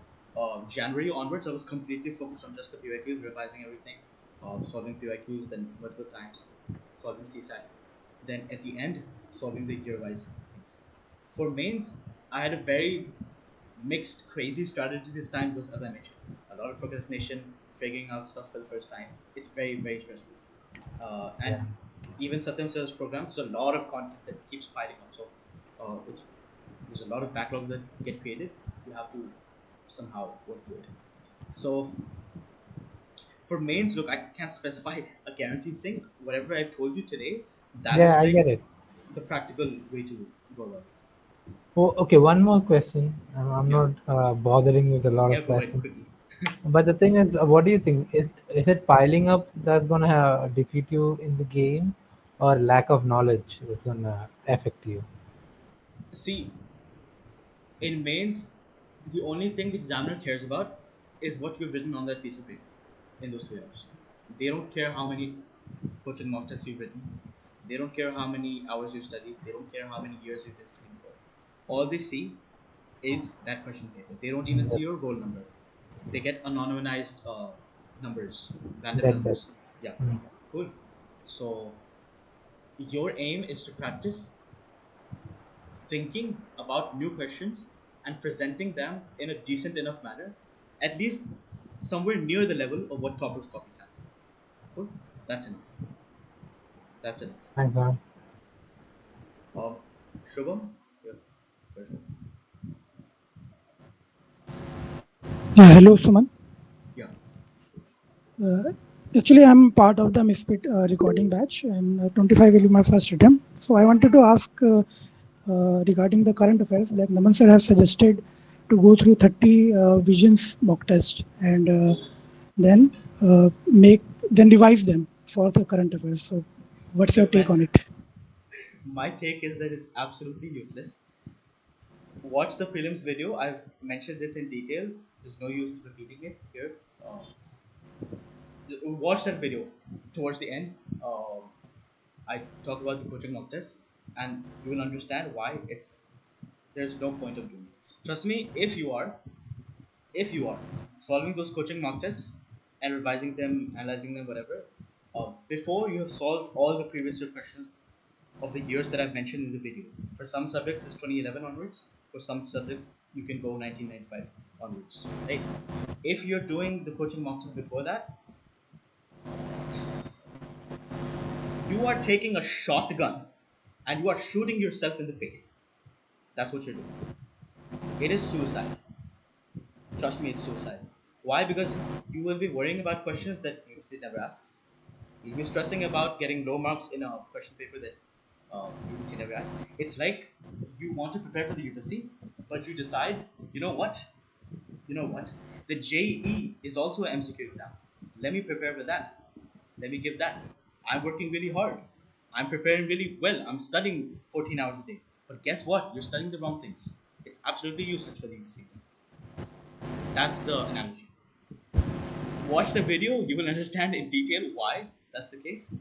But trust me, there's no use, and I guarantee you, you will not be able to finish all the PYQs and revise and revision before May comes. I guarantee you. Okay, okay. Thank you. There's another question. Have you recommended any book for ethics? Actually, I missed it. I think my internet was lagging. You can watch the recording again, but I mentioned Udit Jenser's book. You can look it up on Amazon. Good. That one is decent. Useful. Nikki. Hey, hi, Sumant. I'm outside. Sorry for the disturbance. I want to ask about mains. Like, I'm thinking to go for Dr. Shivin's course. Is it okay for mains or not? I mean, just to rely on one source. Um. Hello. Are you there? Yeah, sorry, network Yeah. issue. Okay. Just I'm saying, see, uh, buying a course or something is not necessary. Trust me, for mains, as I said, you don't need to do a lot of preparation. All you need to do is 250 words worth of preparation for a topic. That you can do from the stuff I've mentioned, from the books I've mentioned, and then seeing the proper copies and trying to replicate that. If you really think you need a course, then you can do whatever one you like. no, I'm not talking about course. I'm just saying if I get somewhere from somewhere, uh, then I can rely on it or not. Like, not giving money also, but I'm getting some things related to that, and Um, then I'm it just asking like depends. about him. You Even like refer. even if you're using it, I would suggest use it selectively for any course you buy for anything. Understand this. Um, your time, your money, not money, your time, your effort. These things are more important than completing the course. I made this major mistake. I was enrolled in online Byju's coaching for the first year when I started UPC Prep, and I used to Byju's वाले को तो पता ही होगा क्या कर रहे हैं. Very bad assumption because they don't. They start from yes syllabus है. I know this. I will teach you. I don't care whether it's applied in the exam or not. That's why what I'm explaining to you is directly what is applied in the exam. So you study based on that instead of studying everything extra and then realizing that only 10% is useful. Cool. Okay, one more question is that like in a day, like how should I divide the subject? In the evening, I'm Uh, getting PSIR classes, and then See, this thing is like really up to your um, life, whether you're working, whatever. It's really personal how you manage time.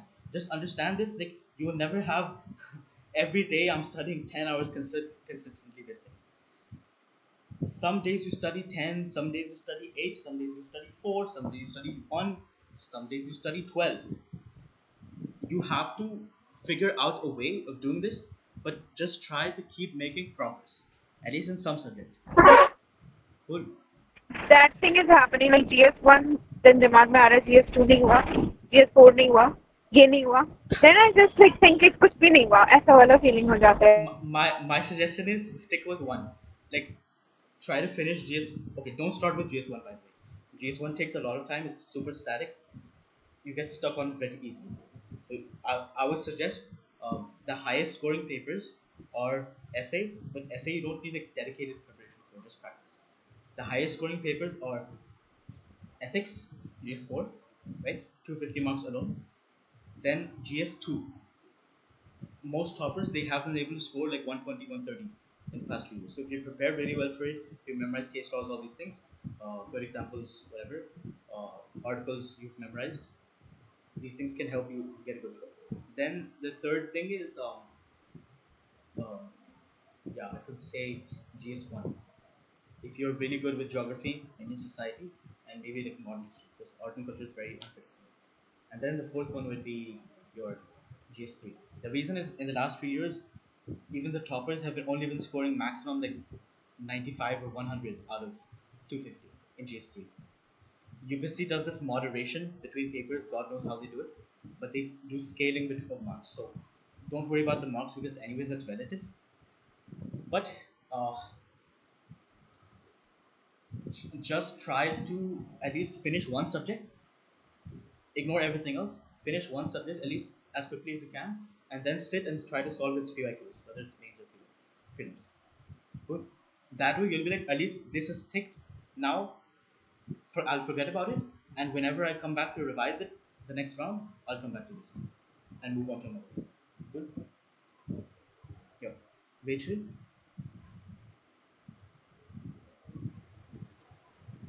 Hi, Sumant. I have three questions, Yeah. and they are mainly actually related to misfits. Okay. So because that is my only source of material.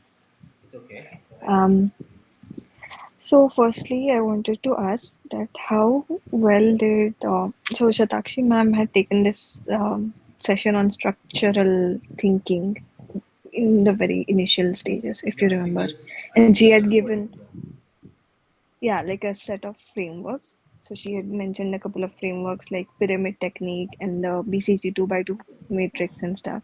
So, like, how much of them were you really able to use in mains, or was it just the pestle one? And like, because you talked about the ideal,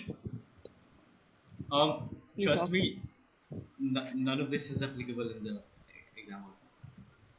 See, if you've practiced a lot, you have a lot of experience applying these frameworks and writing these things, then maybe you'll be able to apply. But the thing is, um, there is so much to cover for mains, so much to cover for prelims. You don't have time to practice these things. And second thing is, look, as I said, max 250 word answers. You do not have that much time and space to do that analysis. The most you are able to do in the example is make separate headings. So let's say 15 marker you split into three subheadings. One part addressing this, one part addressing this. Or let's say if you have impacts, or let's say causes of something. So you split them into economic causes, social causes, political causes, technological causes, stuff like that, or impacts. That's the most structuring you're able to do. Look in the topper's copies, you'll see इससे ज़्यादा कुछ किया है नहीं. The main structuring what UPC wants from you is they want to see you've answered exactly what the question asks. So if the question asks impact of something on something, my heading would be impact of this on this. This is exactly what you've asked. This is what I'm giving. 1, 2, 3, 4, 5. Like that. The rest, Alright, trust me, it's not applicable under time pressure. You have 7 minutes, makes sense. sometimes 4 or 5 minutes because you're running out of time for a 10 marker. You have 11 minutes for 15, sometimes you have even less because you're running out of time. You do not have time to apply this because it's, as I said, half the questions in the paper maybe are things you prepare. Sure, you will write structured answers, really nice ones for those ones if you can. You may apply diagrams, whatever. But for the rest, uh, it's it is literally survival mode. It is literally Hunger Games, but in your own mind. In there, cool. Okay. Got it. The second question. So I watched the prelims lecture which you have uploaded on YouTube, and even in that you have mentioned that history has low weightage, Yeah, and right now also for mains. So I have not made great notes out of the ancient and medieval misfit lectures. Do you think it's worth to revisit the lectures, or I should just rely on um, the Tamil Nadu NCRT? I think one of the misfitters, I think for Fardeen Bhati, he did post misfits history lecture notes. I'll ask him, confirm with him, and I'll upload those in the folder as well. Fine, the prelims one. So that will help for That prelims. would You be won't really have, helpful. yeah, you won't have to rewatch them. Honestly, I don't think it's worth rewatching the lectures. It's better you study from the book and then revise by solving the PYQs, and then you can make notes from there, right? Uh, and then yeah, you can revise from the Tamil Nadu book, and when you solve the PYQs, you see things that are repeating that are not one-off questions. You can make short notes from there. Good. especially focus on the Yeah. past 10 years, years. Okay. Got Okay. it. And one last question. You mentioned about ethics lectures and lexicon. I mean, it is just theory. It's just And theory, honestly. with the Zen book, because I have actually watched, I think, the first four lectures. So in that, I wanted to know two things: that would it be worth going ahead with those, or do you recommend some other source even for understanding the basics, like complementing it with the book, Um, with the I James book? think that it depends on your personal way of learning. Personally, I learn better from books. So if you read the Modi Jain book, you will understand the basics. It's written clearly, pretty clearly. You can ask friends for other suggestions for other books or other lecture series. There's a lot on YouTube, but the thing is, all of them will have the same problem. They will mostly be covering theory, Mm. the philosophers, Indian philosophers, Western philosophers, blah blah blah, and that is a very tiny portion of UPSC Mains. The majority portion is just application, applied ethics, even in the theory questions now, because in the past few years, and then literal application in case studies. Cool. And the case studies which we used to solve as part of the pre-reads, Yeah. how much of them you found similar to the ones which you said that are coming in the papers? Uh, you can sort of use them as examples. It's good to like think about because, for example, this question about war ethics in 2024's paper. Um, it was talking about how it's unethical for countries to uh, export weapons or something. That was the question. I don't remember exactly, but the ethics misfits lectures they will help you at least start thinking along those lines to a real life problem, and then try to at least apply some ethical concepts to it. So it might help you in that aspect. Cool. So I would say Okay. if you want, when in your free time, whenever you're eating or something, you can watch the lectures once, and then go ahead study based on the QIQs in a book or something. Cool. Okay. Got it. Thank you. Any other questions, guys? Anyone? Shubham? Yeah. Yeah, hello. Yeah. Yeah, as you said that in polity, geography, and economics, most of the part is covered in misfit recording, right? Yeah. For both mains and So, prelims, if there's anything else, you can see the other sources I mentioned. Yeah. okay, so I have made extensive notes from the recordings. So I can rely on that and then plus supplement it with the books that you have suggested. If you've made notes already, then I would suggest you stick to them and then revise them and try solving the PYQs. If there's any gaps, then you can make the notes directly from the like PYQ explanations, or look it up on Google or refer to a book, just that section. Cool.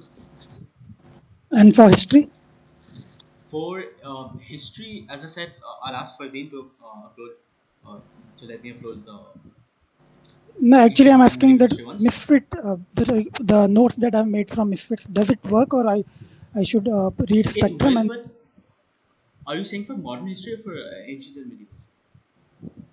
for all three? For all three. For ancient and medieval, I would say, look, have you watched the prelims video, the one I made? No, actually, I haven't. Okay, watch it after this. You'll understand like why history is a trap. You shouldn't study it too much. You shouldn't overdo it.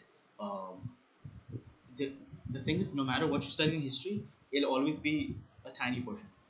So you study whatever notes you've made from the Misfits lectures, if you have, or from Fardeen's notes, and then you solve the PYQs, prioritize the past 10 years, and you can make notes based on those.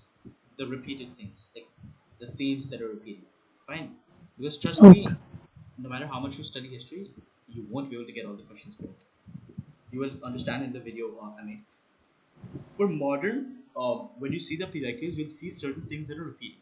They always ask questions on the British laws. For example, Indian Councils Act, Government of India Act, blah blah blah. Their provisions. There's several questions on this.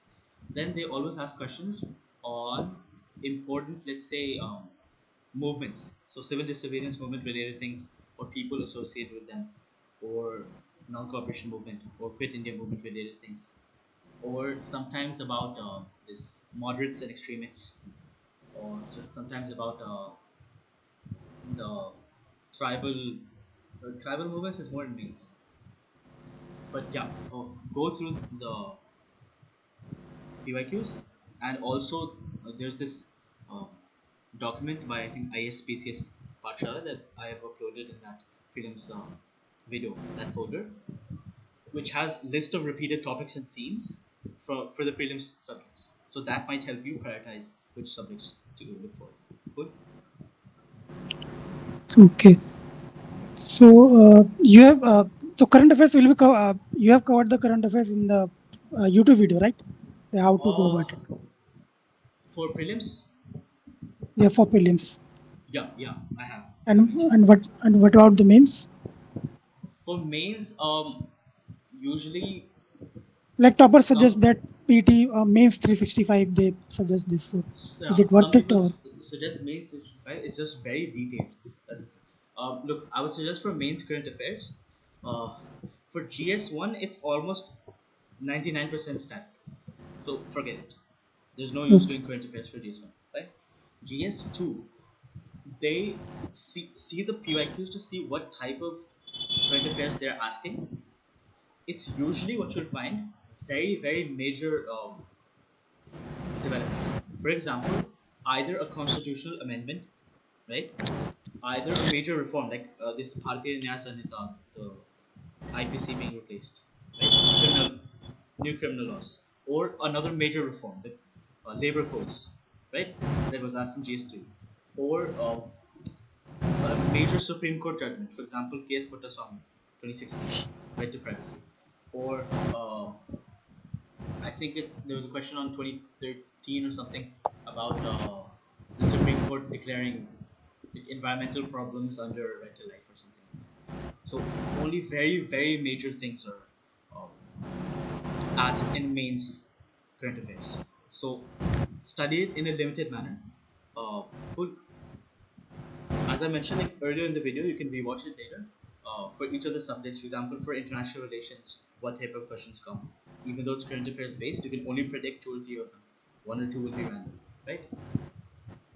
Uh, one more thing for economics. For main for prelims, I've mentioned that economic survey and budget are absolutely useless. There's no questions on that. They only ask fundamentals of economics. For mains, if you want, not the budget, but you can study the economic survey summary. Usually, some coaching institute or even Vivek Singh sir, they post a summary before after the economic survey is out. That is helpful because some economics questions are framed from the economic survey because it's talking about the last year's trends and the direction of the economy, right? These kind of things. So it's only helpful for mains in that GS3 part. Cool. Okay. And what is your option? My option is English literature, man. Okay. Okay. Yeah. Okay. Thanks. Kishantini? Yeah.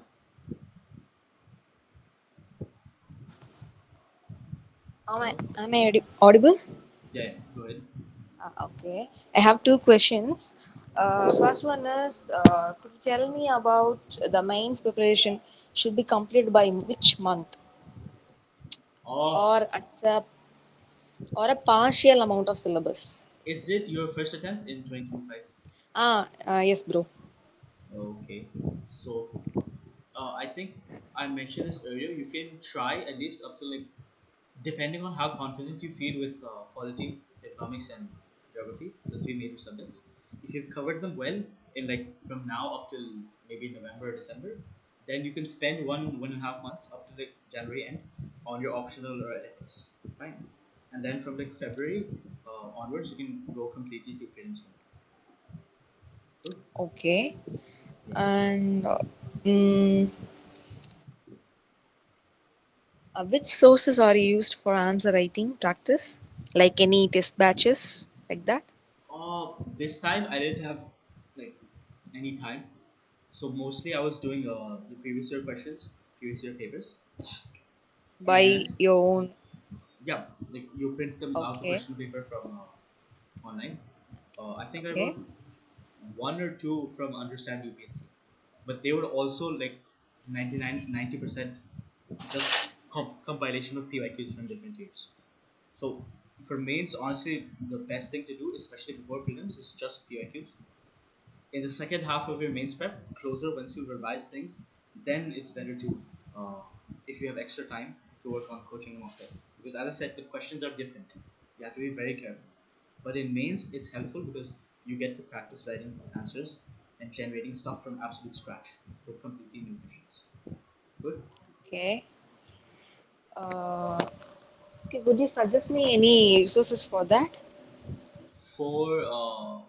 For answer writing, Ah, yes, bro.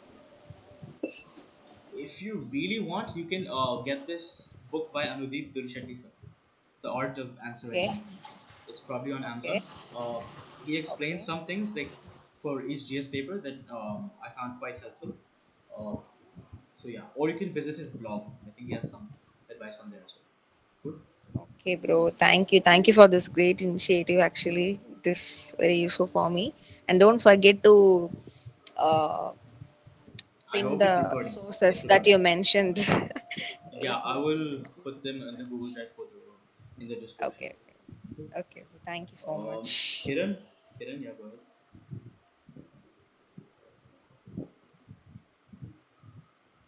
Hello. I cannot hear you, Kiran.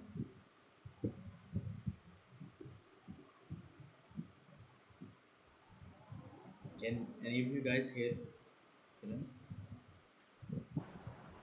I don't think he's there. Yeah, he's unmuting, but I don't think his voice is We coming. can't hear him. So, Kiran, if you can type in the chat your question, I'll answer. Any other people who have questions?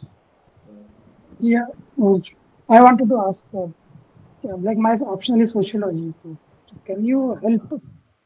Do you know someone who can help guide for this? uh, do one thing. Uh, Send me an email. Fine. You can check my Okay. LinkedIn. There's probably an email. I will send you this. There's a video I think for sociology guidance. I think on the Understand UPC channel. I'll send that link to you. And I think there's also this sort of covering sociology PYQs through model answers prepared by like a person who's scored high in the sociology paper. Uh, it's a different like course. That one is a paid course, so you can check it out. If you find it useful, then you can go for it. Good. Okay. Yeah. Just Thanks. send me an email. Okay. Kiran, you can type in the chat if it's not working. The mic. Okay, now it's working. I think. Go ahead. Hello. no, it's not working. Kiran, just type in the chat or email me your question or put it in the YouTube comments. Okay. uh, anyone else have any other questions?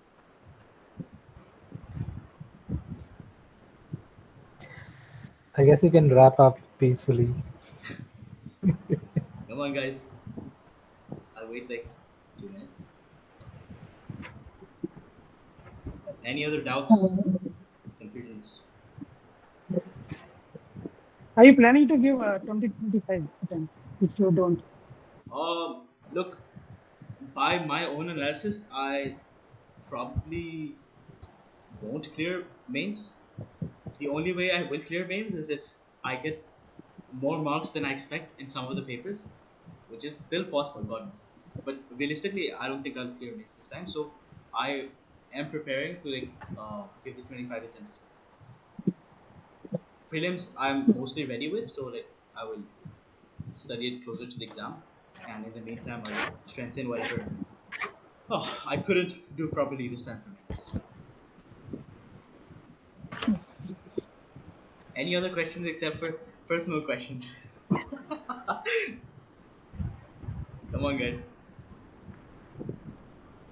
Okay, I want to say one thing. I don't want to ask any questions, but thank you so much for your feedback and whatever you said. Like, it's really courageous to say something related to the course that you have taken. And although you have mentioned everything, whatever is not covered in misfits and all. So, for that, thank you, and thank you for sharing notes that you're going to do for economics, because Yep, yep. people are finding it very hectic. And if we ask for other misfitters that could you please share notes, then they say that you should make your own notes and all these things. But the thing is, like, you're doing the same class. If somebody is suffering from that, you could share at least. Like, you don't have to say this. I mean, I know notes are very bulky, you cannot share everything, but still, thank you so much for your summon, because I cannot write properly, and because of my pain in my hand. And economics was like very hectic for me. I cannot even write. I have tried 10 lectures, then I felt like, okay, I cannot. So I want to ask one thing. I did not go through if quality whole and geography also. Should I just watch it, binge watch it, and go through the books, or should I make notes The for that? misfits lectures, right, for quality and geography. Yeah. Yeah, Uh, apart from economics, they're sharing because I did not make notes. That's what I'm See, asking. you don't need to make notes for quality and geography, frankly, because most of the stuff that is relevant you will be covering in geography. Watch the prelims thing, and you will Okay. understand how little is asked in prelims in most of these topics. There's literally only like 15, 20 important topics max, and UPC keeps asking questions around that. Whatever else they ask apart from that, trust me, it's a one timer. It will never be repeated, and even if it is, no, no, no, the answer. So either you use logic there, or you leave the question, or you can pick it apart Okay. if you I really should want. just go and binge watch. Like, Yeah, you can binge watch them. If you find something really important that you want to note down, then you can go ahead. so to do that, before that, I need to go through all the PYQ that you have mentioned in your video. It will be better because you'll know which things are prioritized, like which things are more important, right? Yeah. Thank you. Yeah. Any other questions, guys? I'll wait for like 2 minutes. Come on.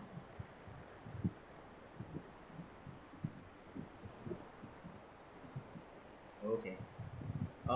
I guess there's no more questions. Let's do this. I will post the recording. Hopefully, this 4 hour recording doesn't doesn't corrupt. I hope the file stays and YouTube does not, I don't know, reject it. But I will upload this and I will add the links and everything, and you guys can leave your questions or comments or whatever uh, in the comment section. Jesus, I sound like a YouTuber. but Like, share, comment. but Please okay. subscribe to my channel. So all these things are going to be uploaded. I'm asking. Oh my God! Yes, it's getting recorded. Probably. Okay, let's stop the recording. At 200K subscribers,